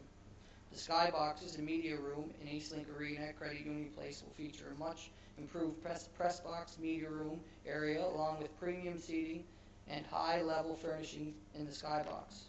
Construction for the skyboxes is expected to begin this fall, and the dome is planned to begin in the spring of 2021. It has been just over a year since Dorian, the hurricane, devastated our city and the province. The city saw significant damage to its tree population, and to help revitalize it, the Community Service Department partnered with the Summerside Lions Club and Irving to give away over 1,500 pre-packaged trees. A drive-through tree pickup was organized on a Saturday afternoon at Credit Union Place. Summer fun programming continued for the month of August with various programming such as fat biking, fitness classes, arts and craft, free throw contests, relay races, and much more. With August being one of the city's hottest on record, the splash pad and water mushroom were certainly taken advantage of by the residents. As for Credit Union Place, the ice returned to the ice pad and played host to 3 weeks of tenacity hockey. The sold-out hockey school saw yet another successful year despite ongoing pandemic and the regulations that follow. The Fit Stop reopened, and the squash courts again are operating under the same business hours as the gym and walking track. The Veterans Convention Center had a busy August with 19 bookings throughout the month and continue to take bookings into the fall and winter months. Staff continue to work with the Chief Public Health Office to determine the best approach in making the city's facilities and amenities available to residents. And Your Worship, you mentioned the swimming pool. There has been a few delays, I guess, just with contracting issues and everybody getting tied up a little bit, but we're on track to hopefully have portions of the pool opened here in October, and then they will continue finalizing some other work that needs to be done. Needless to say, when it's all completed, we'll have a great pool area with some much needed work that had to be done. So with the pandemic going on, there was probably no better time than to shut down a pool for work to be done. So we're happy to see that work completed. Wish it wasn't closed down as long as it is. I know I have a number of residents that have been asking and wanting to get out there, get active and get in the pool again. So hopefully that'll be open before long. If there's any questions. Councillor Adams, you had a question for the chair? Yeah, I had sent in some agenda items, but they didn't make it on. So the gazebo for Meadow Heights, has that been brought up? There has been talk about it through the committee, and the one thing we're going to have to determine is whether we decide to spend unbudgeted money to replace it, or we determine to put it in the upcoming budget. We're getting close to the winter months, so maybe it could be held off to the next budget, or maybe if there's funds available somewhere where we can track down, then maybe it can be done prior to that. I believe this month was the month it was supposed to be looked at, and council was supposed to decide on whether that was coming out of the park fund, the park reserve, like that the contractors, developers donate to. It wasn't on the last month's committee meeting, so we'll have to get around the committee meeting, and then we'll make a determination. The other thing is the sign at Reed's Corner, by Reed's Corner on the way in. What's the timeline on that? Timeline is they were supposed to start this week with painting and putting the what I will call the boards up, and then lettering and so on is supposed to be done, and the hope is that it'd be all completed by the end of the week, weather permitting. Now obviously we're into Teddy here in a couple days, so it could be a little bit longer, but ideally the plan was set out for it to be done by Friday, but it'll probably, in all realistic, it'll probably be a little bit later than that. Excellent, thank you. Okay, we have a couple of 3 or 4 lights on the deputy mayor, and then I believe Bruce, and then Councillor McDougall and Councillor Ramsey. My comment will be very brief. It's a thank you from Downtown Summerside Incorporated to Director JP and for Community Services and Director Greg Goody, Municipal Services. They just want to thank you or pass on their thanks for a speedy response and resolution to the burned out lights on Water Street downtown. They were fixed within 48 hours of the email going forth, and I know sometimes it's important for the staff to hear a thank you, that they're appreciated. Thanks. Thank you, and I'll definitely pass that along, and I know that partnership or working relationship has been a focus of both downtown and community services, and something we wanted to make sure that we build upon and continue, so that was great. Councillor McDougall and then Councillor Ramsey. Yes, thank you, Your Worship. Councillor Snow, I want to thank the staff for the great job they did putting the play equipment at Centennial Park out in Ward 1. Also, want to compliment the staff on the boardwalk. They've done a great job this summer, and I know that because we were closed down inside a lot, that we had extra people there to do that. But if anybody's walking down, just take a look. The grounds have never looked as good, and they're doing a great job. But I do have one concern, and I just sent an email off there to councillors. I always go that way, but this morning I went that way, and the new boardwalk down there is beautiful. But we have a real issue behind EPTEC.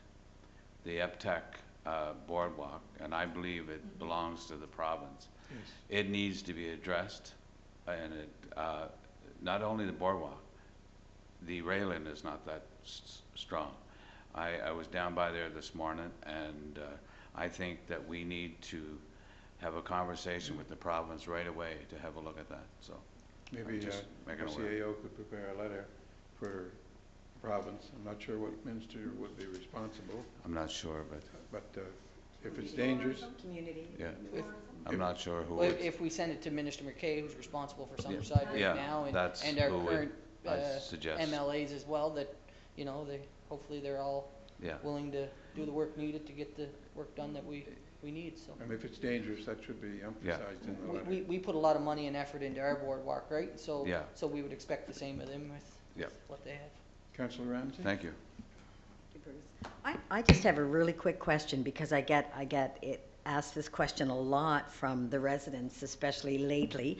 And you may have said it, Corey, and I was busy writing things down, but was there a time that the pool was going to open? Do we have a close estimate on, I know CAO, yeah, Mr. Philpott? can't work? It's not working? Try, Oh, Chris. there you go. it is. Yeah, so, thank you, Councillor Ramsey. So the competition pool is scheduled to reopen October 19th. Oh, The leisure pool will be scheduled to reopen November 13th. November, okay, great. So they have been running behind, though. Yes, they Yeah. ran with some, it was with some subcontracting issues, not the contractor itself. And there's mechanisms in place due to it running behind that will be beneficial Okay. to us, so it's all good. But thank you for that, yeah, because I know folks are certainly wondering, so thank you. Thank you. Just, you're right there, Councillor Snow. We certainly want to thank our MP, Bobby Morrissey, and our Minister Myers for their federal and provincial financial assistance for those projects in regards to the dome and inside the credit union place. Just a quick question, and I touched on it today, but I got a lot of emails from ladies who are involved in a yoga class or something. Are we getting narrowed down to a location where they can participate? So, well, I'll say yes and no. So Community Services Department has been working hard to find Yes. times for them, alternate locations, etc. COVID has created a number of issues for everybody, and there's some time slots that would probably appear to be there, but we have to block out for cleaning and etc. I had a brief chat with Director JP today, and once Wilmot Community Center, the health department that's in there doing work right now for COVID, once they move out of there, that will definitely free up a lot of time for us, and we should be able to fit them back into their regular slot, would be the hope. But right now it's trying to find that, and we did reach out to public gyms to try to help find them a place to go and be active. We want our community to be active, but sometimes there's just so much room and so much time that, and especially with COVID, it really throws a wrench into things. So we'll continue to work with them, and I know your email back to them today that we'll, over the next couple of days, we'll continue to have chats with JP and our department, but the reality is there's only just so much space, and we got to try to find the best way to use it, especially during this time of COVID. So Thank you very much. I do not see any other lights on. Do you have anything to sum up? yeah, just one last thing. I'd like to send condolences to the families that lost a couple boys in West Prince. I had the privilege of working in West Prince for a number of years, and would have seen those boys in the halls, and I follow hockey on the island quite closely, and they're all involved in the sport of hockey, and they're just really good young men, and I know either of or know their parents to some extent, and they come from great families, and it's just an awful tragedy. So I just wanted to send condolences to them. Yeah, it's very sad. One young fellow, I knew his dad well, Basil Riley, and Yeah. he's from Glengarry, my home area. So it's very sad, and for all the families, and Yeah, for sure. it's a terrible situation. Anyway, we'll continue on. I believe, Councillor Adams, you have Legal Affairs Report, Human Resources, Culture, Summerside, and Policy Review Committee. Thank you, Your Worship. So we'll start off with HR Legal Affairs. The Joint Occupational Health and Safety Committee, as well as department subcommittees, continue to meet on a regular monthly basis. We are extremely pleased to congratulate Kristen Dunsford Congratulations, Kristen, on accepting the role of Director of Finance on a permanent basis. It's great that you're still with us. We currently have competitions open for the positions of distribution supervisor as well as labor semi-skilled within municipal services. And those are online if anybody's looking for the job descriptions. Replacements too. Yes. Yeah. Yes. HR staff have been busy with health and wellness programming. For September, staff have been coordinating a 30-day stretching challenge. So, unless there's any questions, I'll go right into the culture portion. The following report captures some highlights of Culture Summerside's activity from mid-August to mid-September. The level of activity at Culture Summerside remains high. While the number of tours can't be compared to previous years, they were nonetheless comparable to other island museum sites. The 3 students that were hired for the summer, when not touring, were assigned archival work on the Fox collection and data entry-based work. Their employment wrapped up the first week of September, and then they headed back to school. The architectural exhibit on Water Street and the accompanying On the Hunt for Heritage program has proven very popular and brought attention to Summerside's rich heritage district. The Armory renovation is progressing at a consistent rate with several components of the project, such as the foundation work and the new roofing completed. And when I was in the kitchen earlier, I noticed the roof, and if you haven't noticed it, it is pretty neat the way it was done. It looks like an old style shingle. The Skills PEI crew have taken great pride in the project, which is reflected in their daily work. Grants are being written for 2021 programming and projects, and final reports are being developed for 2020 initiatives and funding. Deadlines are the end of this September. Permission has been received from the city and public health to do a revised ghost walk on October 22nd. This is exciting for staff as it is the 20th anniversary of Ghost Walk and will be a best of presentation. So people had to message in what their favorite ones were on their ghost walk, and then they took the favorite ones. So I know usually we get our ice cream at Holman and then do the tour, so this year it'll be ice cream and then off to see that. Our research and writing continue on the 100th anniversary publication for Summerside Electric. So just a little blurb here. Fun facts for council, they titled it, as Summerside Electric continued to be able to bring down the cost of power, more people in the town were able to install electric ranges and burners. This resulted in the summer of 1949, town council having to negotiate to buy land on which to place an incinerator for the burning of garbage. And with the installation of so many electric ranges and burners in the town, the trash was piling up. So that was a 1920 headline regarding the electric plant. And if there's no, and also all the information on the Ghost Walk, that's all online. So if anybody has any further questions, I'll go. Just not a question, but just a comment. Well, maybe a question. Maybe through you, maybe Councillor Snow may be able to answer it, but in regards to the Armories building, and it's great to see the renovations taking place, and it looks really nice. But I'm just wondering, there'll probably be a bit of a museum there and things on display, but I'm wondering, will there be a location in there where the John Llewellyn McNeil sports history will be able to be displayed? I know I had requests for that, and I think it was mentioned to JP, and he was looking at a location, but I mean, apparently there's a number of things now in the basement, if you will, of the Wyatt properties over there, or one of the houses, and it's a shame that it's not out on display someplace. So just wondering, when would the renovations, I wonder, maybe Mr. Philpott would have an idea when the renovations would be complete, and if all of the space is spoken for. Before COVID hit, the plan was for the Armory renovations, Your Worship, to be completed by the end of November, but it looks like it's going to be in early 2021 now. Right. Mm-hmm. So whatever is in there, it'll be then before the space available. So that's something to keep in mind. Maybe Councillor Snow, if you'd speak with your director, because there's a great sports history there, and it's sort of a shame that it's in pasteboard boxes in the basement, and if we can get it on display someplace.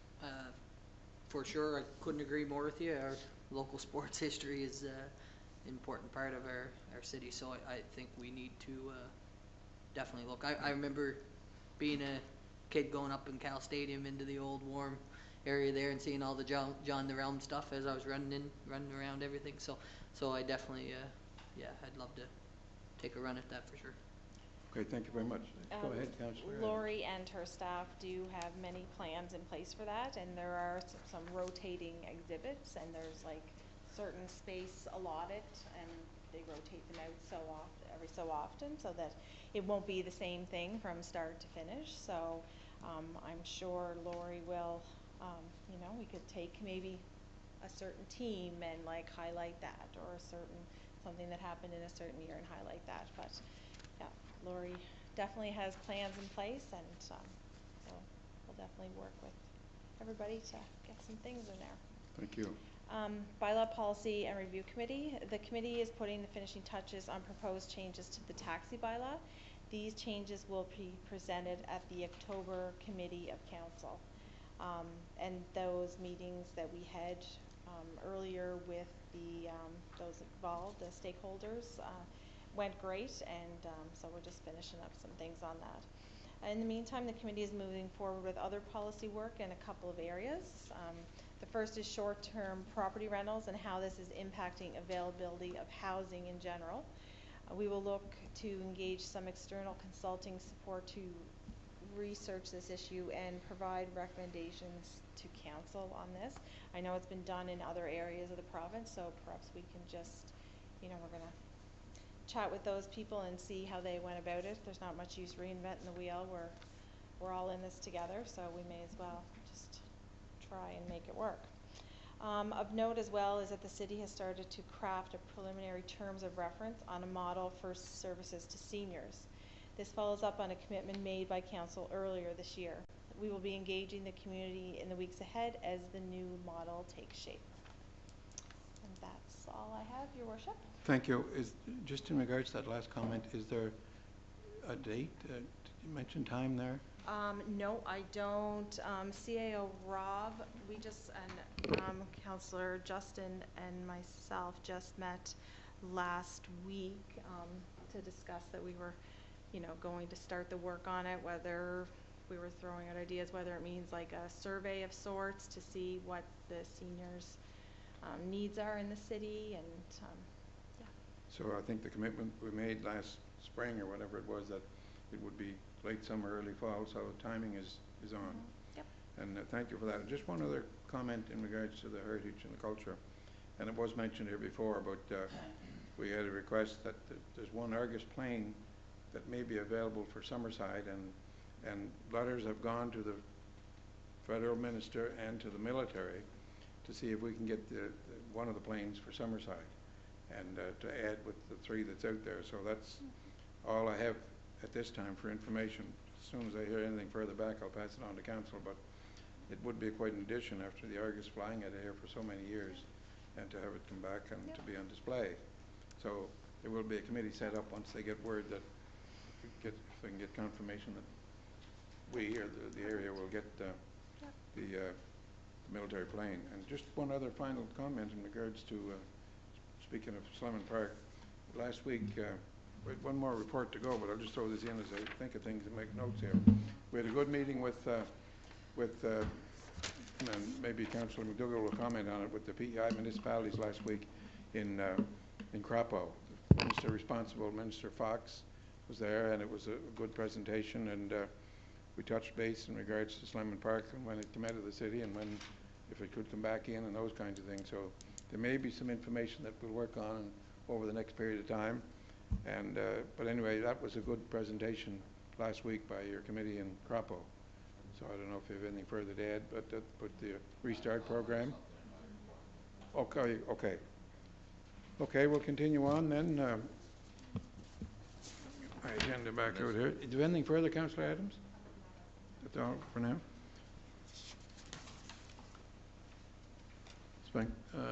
Councillor McDougall. Thank you, Your Worship. I have a report here prepared by Director Greg Goody.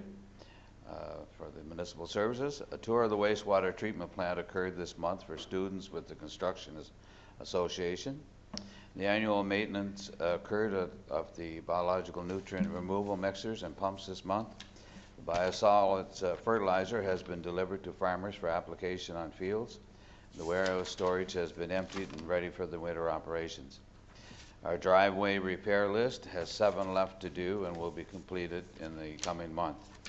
Fire hydrant painting and marker installations occurred throughout the month. 1 fire hydrant was replaced. Fire hydrant flushing started this month, and the public are reminded that some water discoloration and water pressure fluctuation may occur. It is performed from midnight to 6 a.m. The notifications for this are on the city's website and social media. Public Works is starting to repair catch basins throughout the city.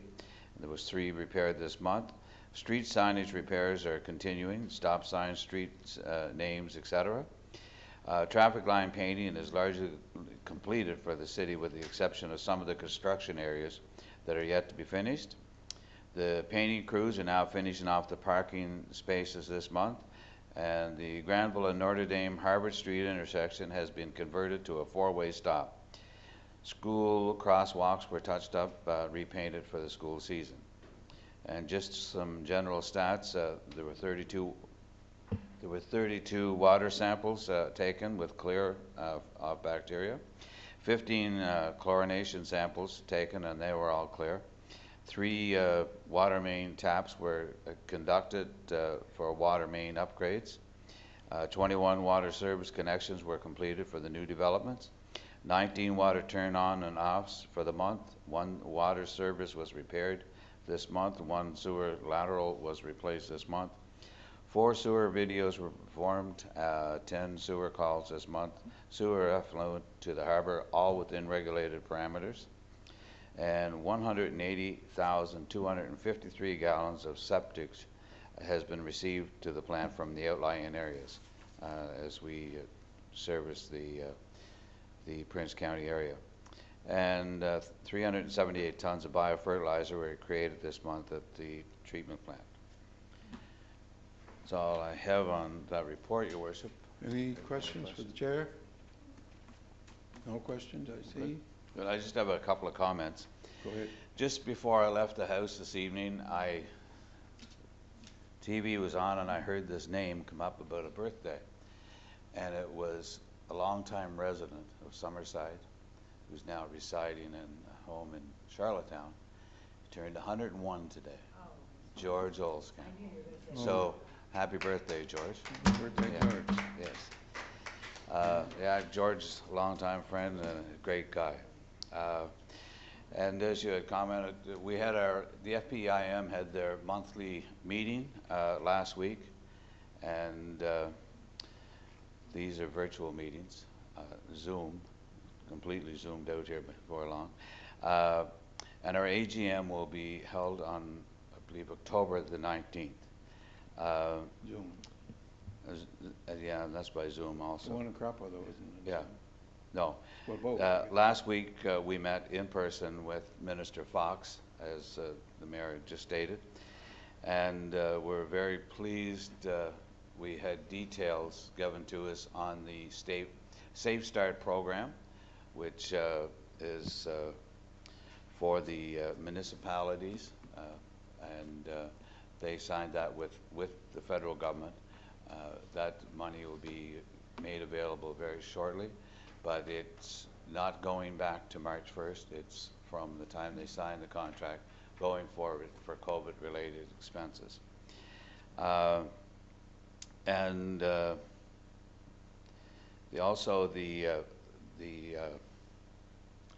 we had hosted the Atlantic Mayors here in early September, and that was great. We were able to meet in person, and there was some very good discussion there, and it was attended by Nova Scotia, New Brunswick, Newfoundland, and PEI.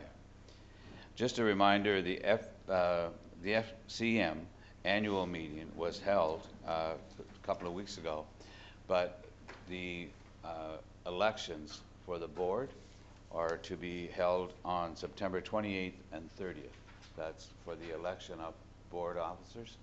And so I urge all our councillors to, we have so many votes, so hopefully that our council will take part in that. And also condolences to the family of Ethan Riley and Alex Hutchison. There's just words cannot express. And I'd also like to send condolences out to the family of a great friend, Ernie Bigger. Ernie Bigger was a resident of Summerside. He was formerly from the Kensington area, but had moved into Summerside for probably the last 10 years or so. Ernie is probably known for his blue heron.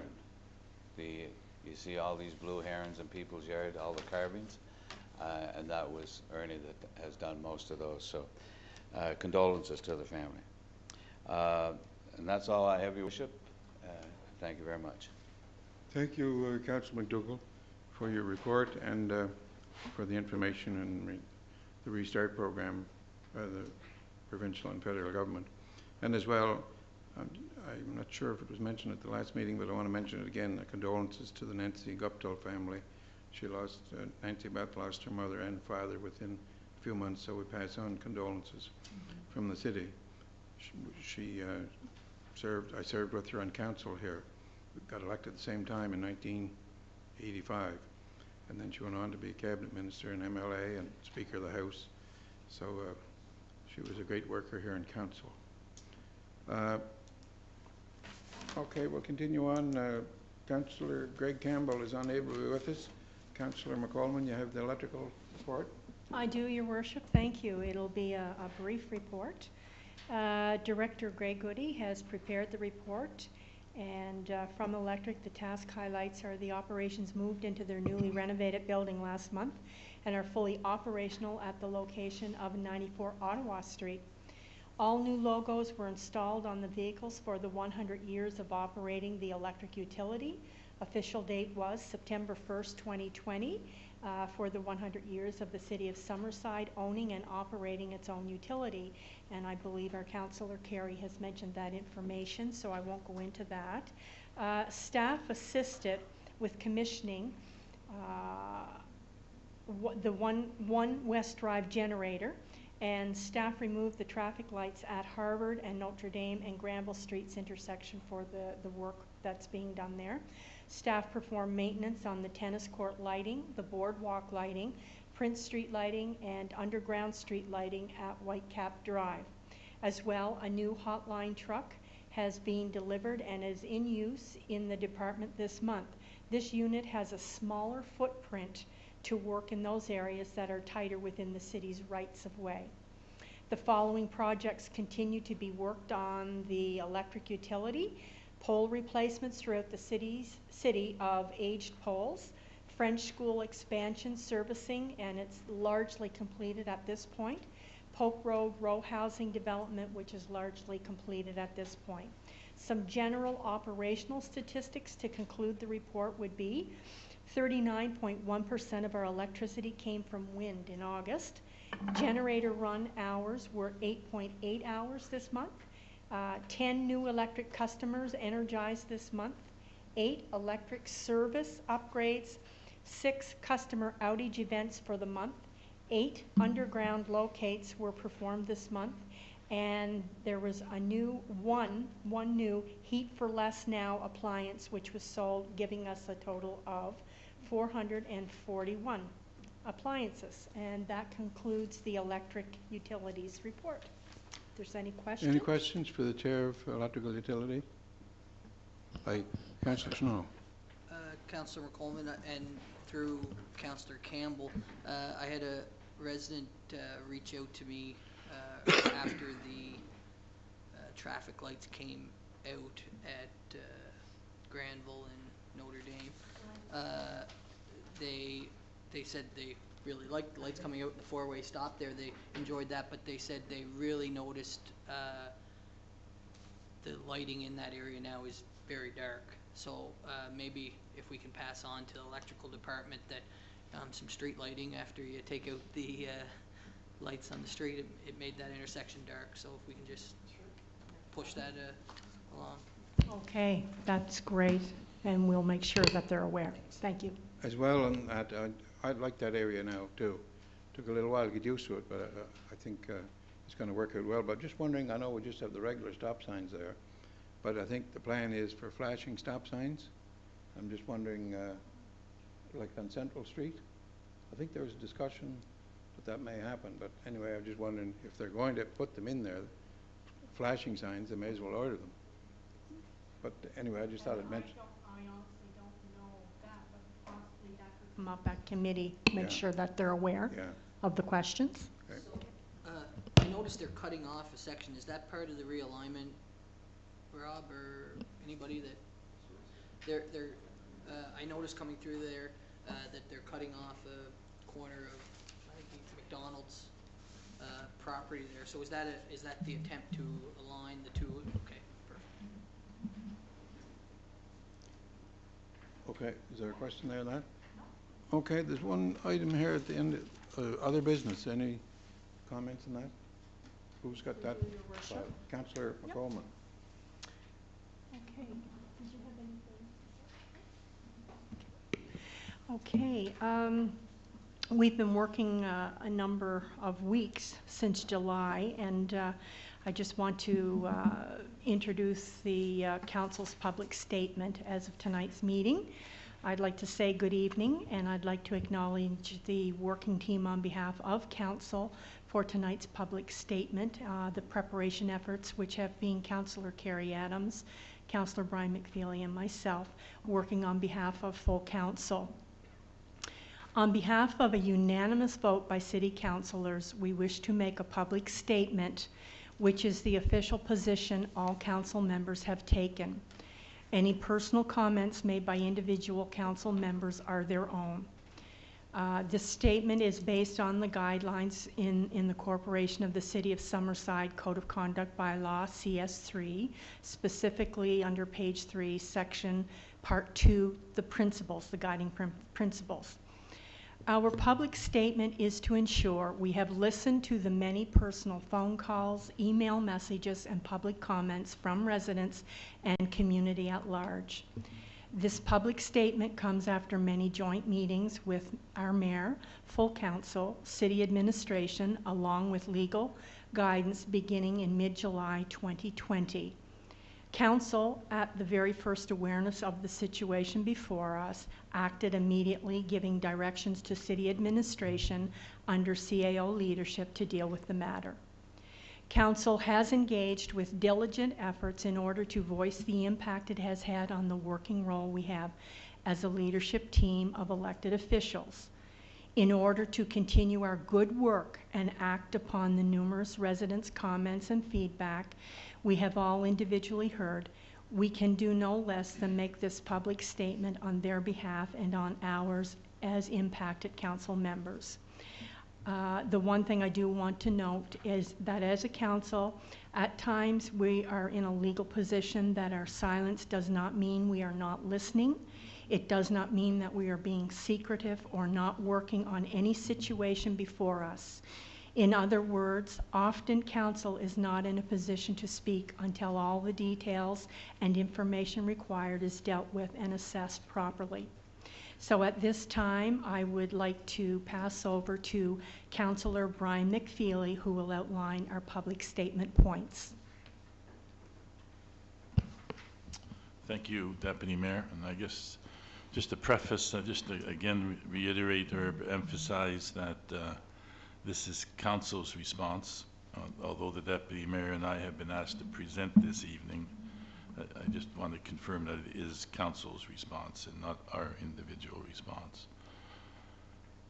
As a result of recent media reports regarding arrears in utility bills, members of council have been barraged with complaints and inquiries regarding certain policies and responses.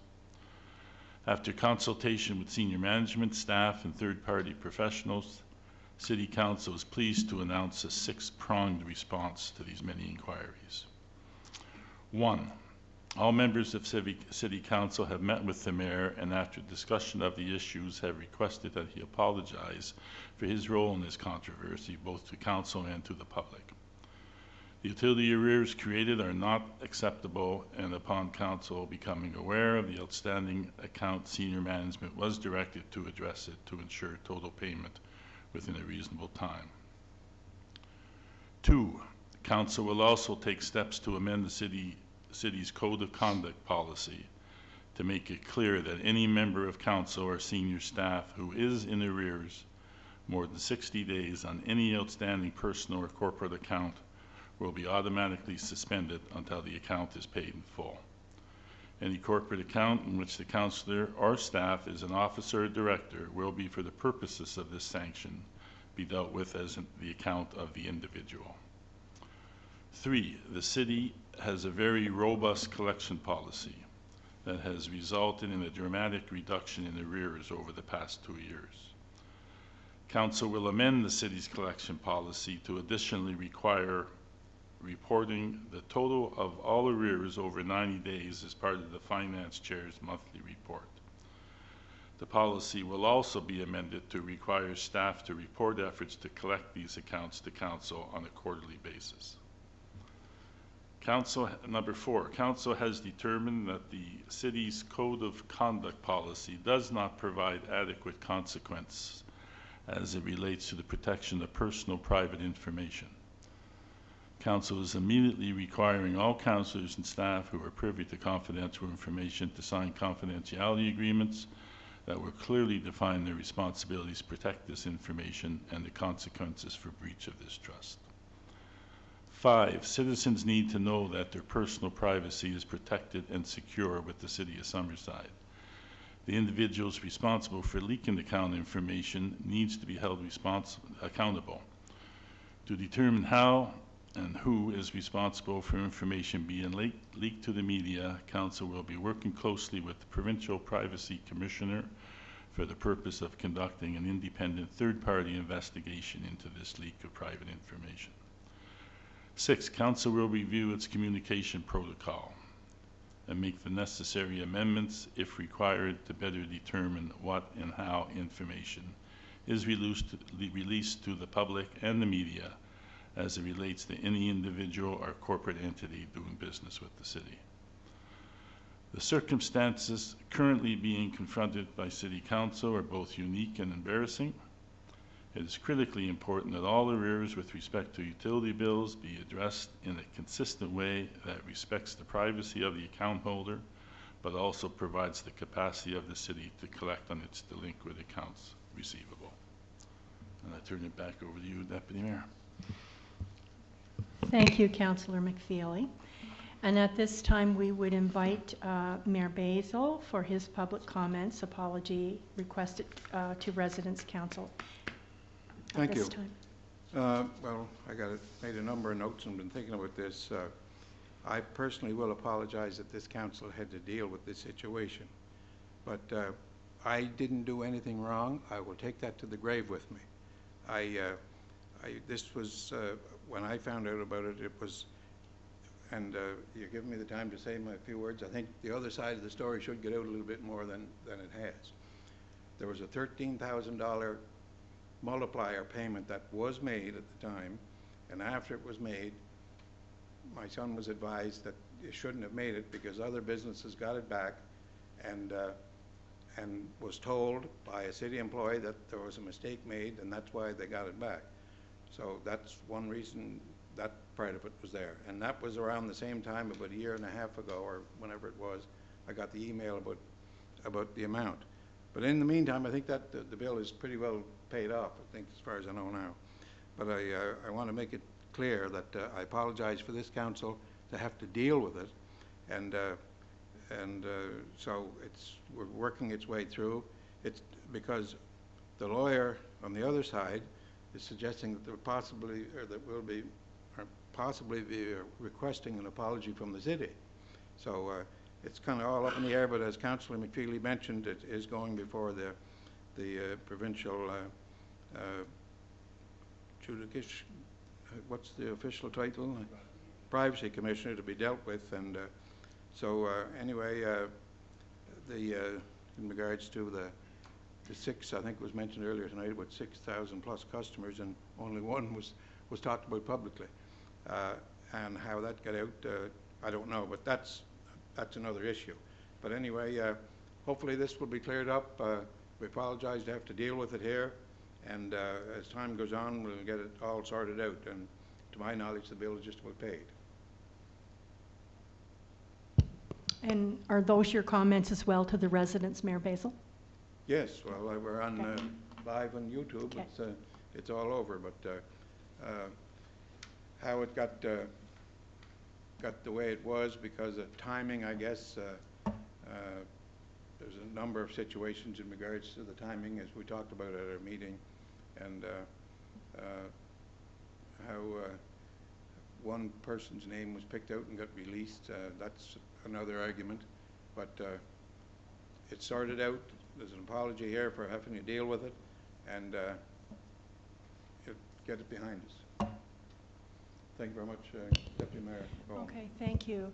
And at this time, to wrap up in the council's public statement, I'll open the floor to any council member if you have any personal comments that you wish to make at this time.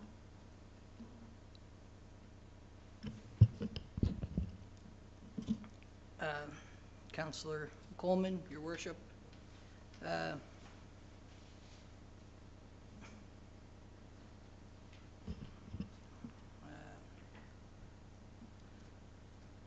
I need to be very honest, forthcoming.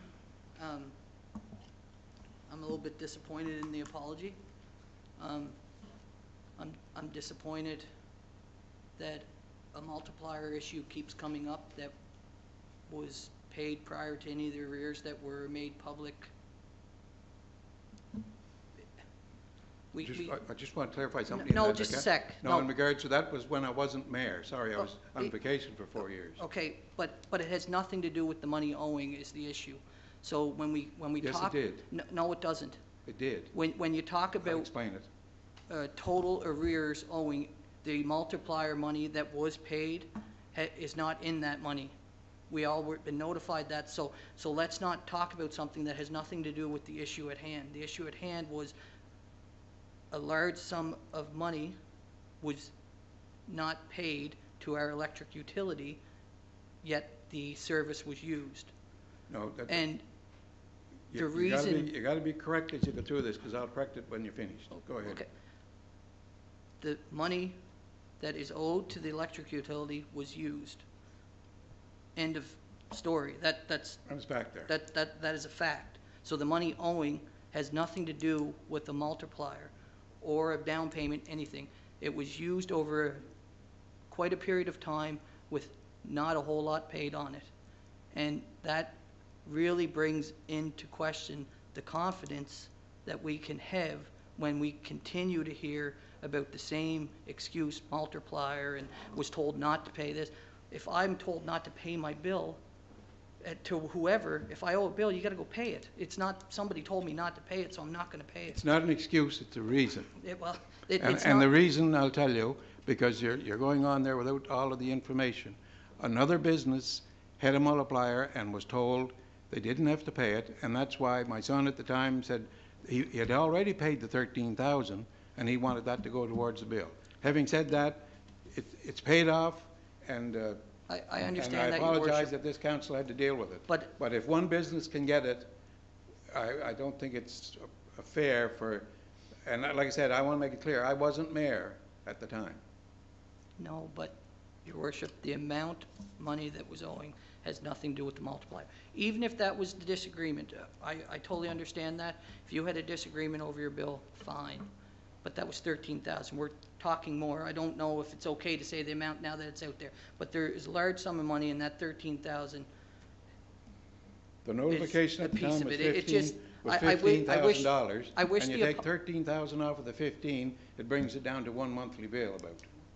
I wish the apology would have had more merit and more meaning to it. Like what? I said I'm sorry that this council had to deal with it. Yeah, well, there's beyond this council, Including myself. we represent a large number of people in this city, and it's not just the council that should be I apologized didn't say to. it was just the council, I said to the public, I said to Councillor McCollum, you know. And I got an email from a councillor about personal stuff, and I'll just leave that at this point, and it shouldn't have happened, but that will come out in the judicial hearing or whatever it's called. But anyway, the city got their money, and it'll eventually, as whenever this hearing is finished, the exact reasons will come out. Okay, any other comments from councils, members? Councillor Barb? Well, yeah, I'm just concerned.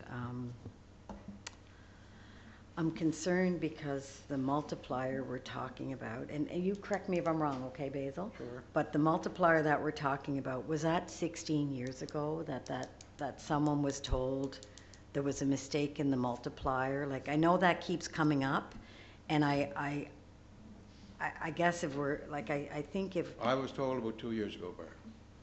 Okay. Or my son was told about 2 years ago, Okay, approximately. well, I guess what I heard was and- that it was like 16 years ago that there was a confusion with a multiplier, and that, so that's 16 years ago, then 14 years later, that became the reason that the bill wasn't paid. Do you know what I mean, I know what you're Basil? saying, but I didn't know anything about the date, other than about 2 years ago, the person came to us and said, be careful you don't get hit with a multiplier, because that happened. Now, I don't know when it was, but that was a couple of years ago it was mentioned to us. But weren't you the mayor like 16 years ago?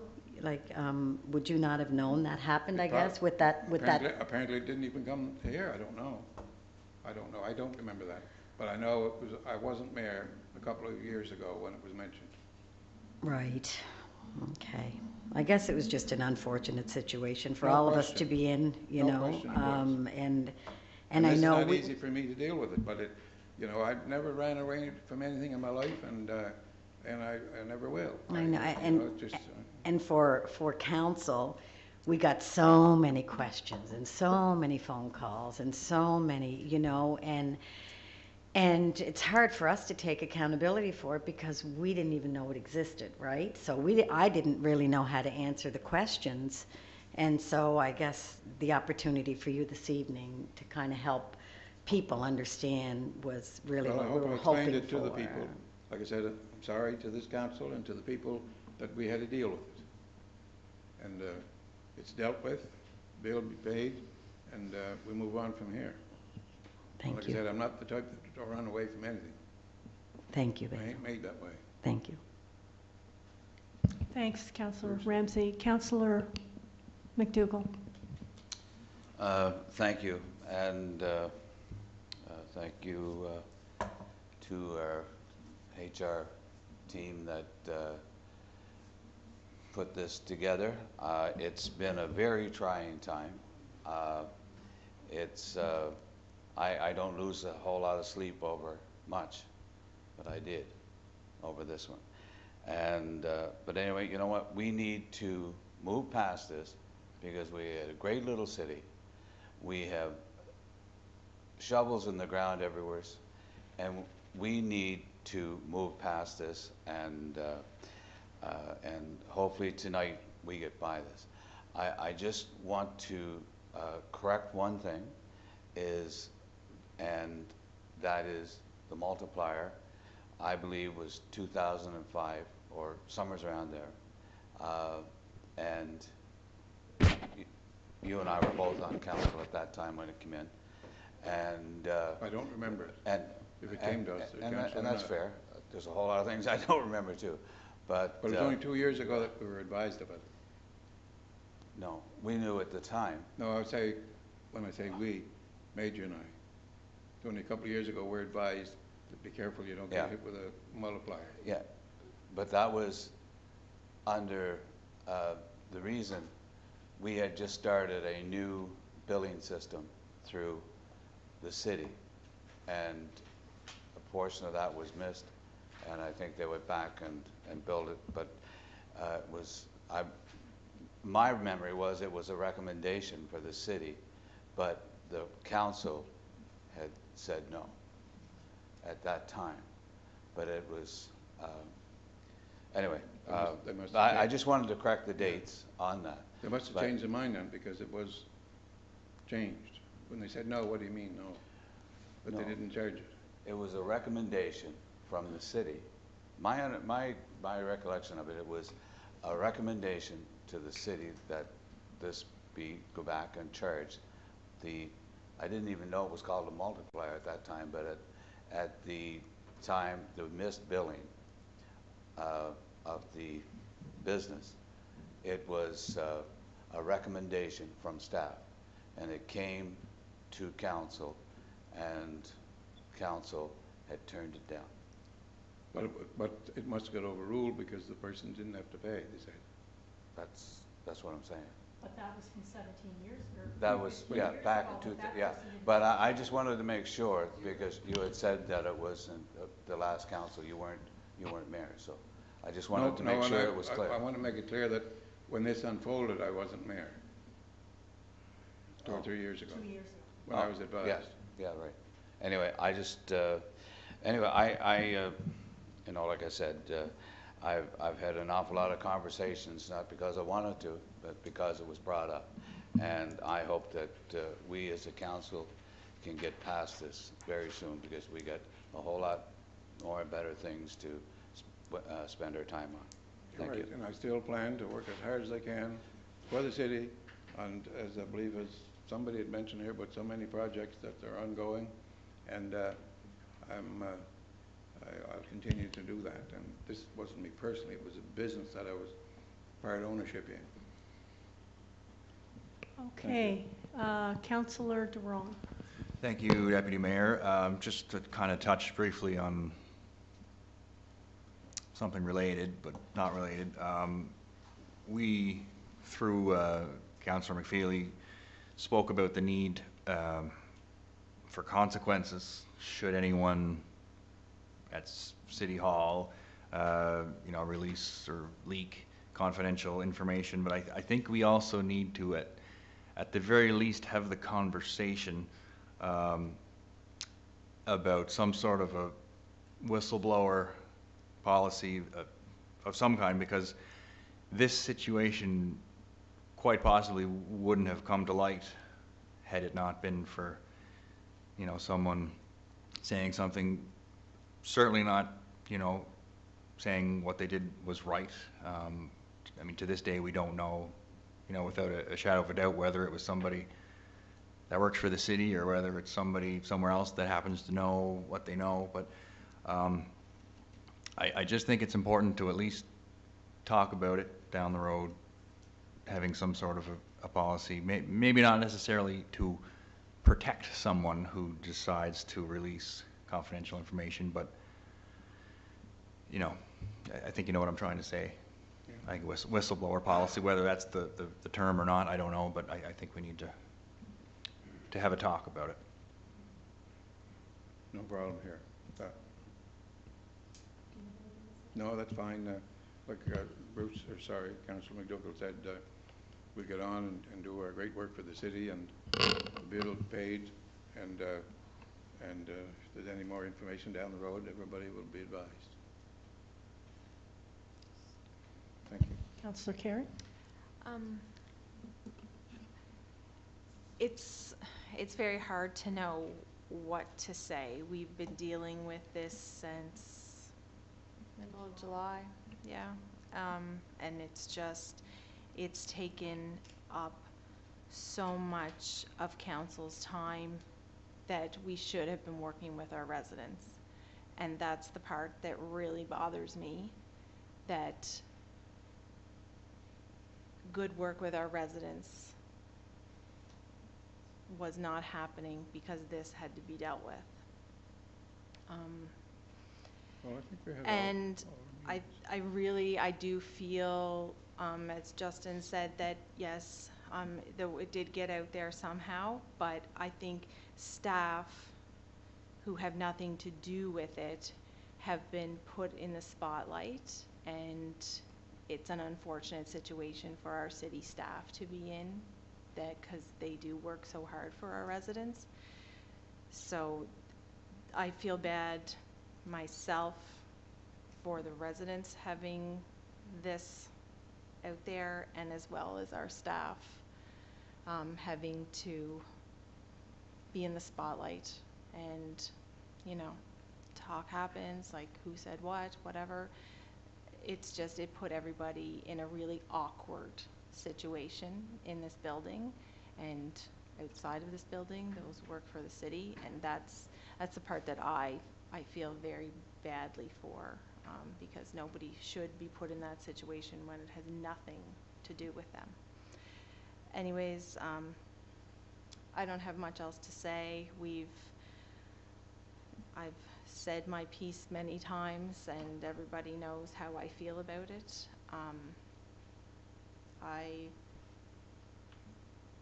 Like you said, Your Worship, Council was unaware of it, and when made aware, we acted promptly.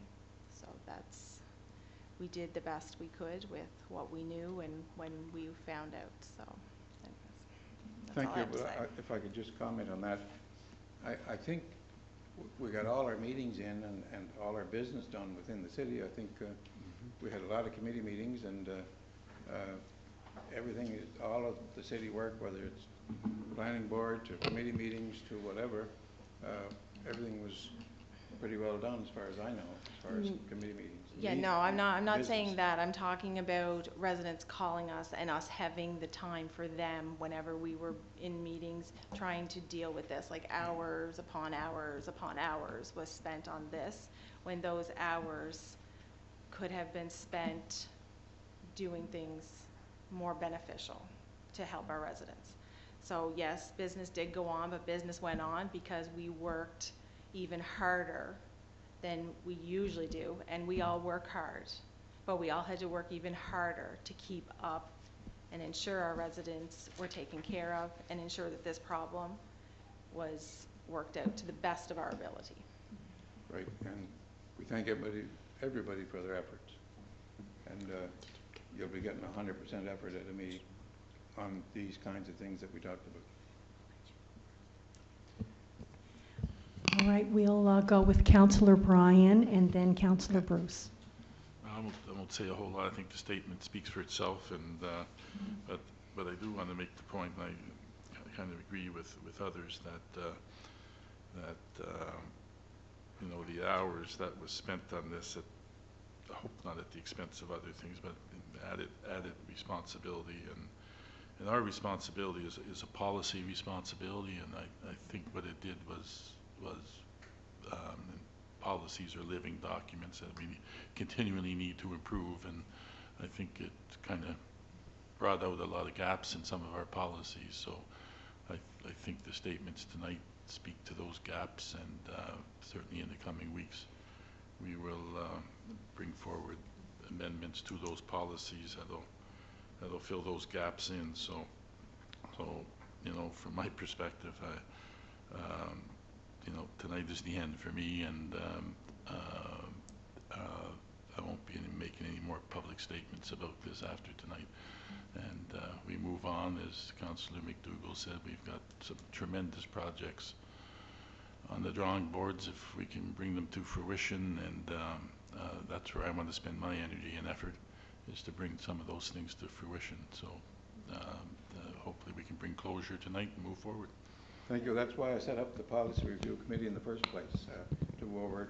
And I think there was others mentioned tonight about other policies that have to be reviewed, and anything that should be reviewed, that's the job of the policy review committee.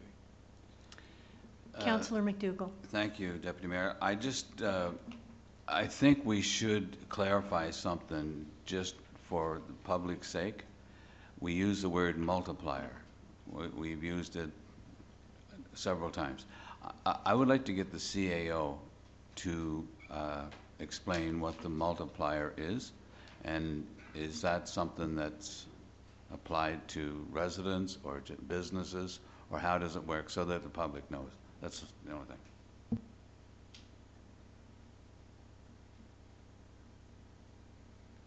Can you turn his mic on there, Brian? Perfect. Thank you. Oh, there you go.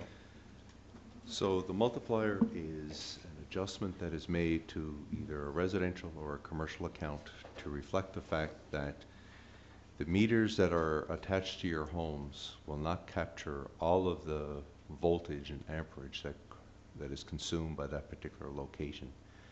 So the multiplier is an adjustment that's made to individual accounts to reflect what should be, quote unquote, the full amount of energy that's consumed at that particular location.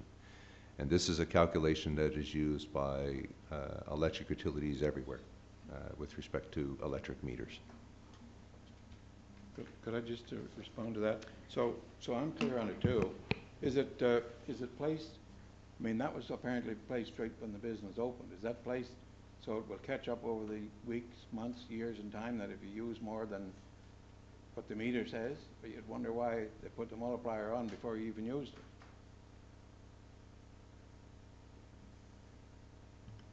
Well, I think what you said. As he just explained, the meter itself only captures so much power on it, so based on a commercial account, it is multiplied to reflect what you would actually be using, because it does not catch the entire amount of the electricity consumed by that business. I think So- you said residents too. Or residents, if you had a residence that was using a large amount of power. So whatever it is, it's done across the board for people that, or businesses or residential customers, that it should be applied to. So it should have been applied to the account, was applied to the account, was paid, and then arrears piled up after that. So the multiplier, I believe, is really just a blue heron. It has nothing to do with the exact amount owing. So I think that's the statement that really needs to be clear. Well, I think what should be clarified too, because it's paid up front, so how would anybody estimate what you're gonna use over the next week or 2 years or a month? Multiplier, where do they come up with the 13,000 right off of the bat, after a deposit of 6,000 was made? I don't understand the multiplier either, so. I guess I'm going to just say this because A, we're not lawyers, and some of the guidelines that we had in our discussions previously was that anything that is of a legal nature, that is part of what the work is ongoing between the legal counsel, that needs to be dealt with them. We have always said in our discussions, this is about our working relationship and about the residents that are the electorate that have voted for each one of us. So if I can ask us, we need to stay with that and let the legal matter, whether it's a multiplier or whether it's the amount, we need to let them deal with it because they have the information. Yeah, but Councilor McDougall asked for an explanation of what the multiplier is, and it will be good to get it. But I think it would be better left in the legal information that comes forth on both parties. I think our electrical supervisor could probably explain this. You don't need a lawyer. But we don't have our electrical supervisor here. I don't mean tonight, but I mean, I accept the explanation that our CAO, and that's what I Okay. thought. I just wanted to get it clarified for the Okay. public, so. All right, since everybody has had a chance to give your comments, I'll just give my closing personal comments, and then we will wrap up the public statement. I guess what I feel is pretty much what every other council member has spoken. I believe that there has been a lot of time, energy, and people talking out in the community, people saying that we haven't dealt with it or that it's not being dealt with. People in the community will be the ultimate ones who will make up their minds if they are satisfied with your apology, Mayor Stewart, and council's efforts to try our best to resolve this very stressful and unfortunate matter. I think one of the things that is a resounding comment that was made to me in my mind, and it will stay there, is that people said that council showed favoritism to this account, and it really, I think, bothered me because I think as a council we have tried to be very due diligent on every account. So ultimately the residents are the ones, and we submit this to our electorate tonight, to the residents, and thank them for taking all of this into consideration. And I do thank each and every council member, administration, and everyone who has been involved in this over the weeks trying to bring resolve. Thank you. Just in regards, I've never asked for favoritism. I want that to be quite clear. I have never asked for favoritism in any way, shape, or form, and I wouldn't. And Mayor Basil, with respect, I'm not saying that you asked for favoritism, but these are my words, and these are the words that were spoken to me, is that council was showing favoritism, and that was one of the reasons why we worked so hard to be diligent so that we could bring this public information out. So I'm not saying that you asked. I understand that, but I just want to make it clear that I never asked for any favoritism, and I understand that you didn't. No, and I want to make it clear that the residents have said that to me. Thank you.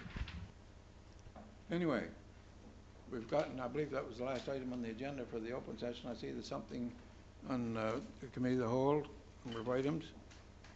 Get my agenda out here. So do you want to take a 5-minute stretch before we go into the committee of the whole? So we need a motion to adjourn. Moved by Councillor McDougall and seconded by Brian. All in favour? Let's take a few minutes stretch here before we come back. There's a couple items to deal with the committee of the whole. Thank you.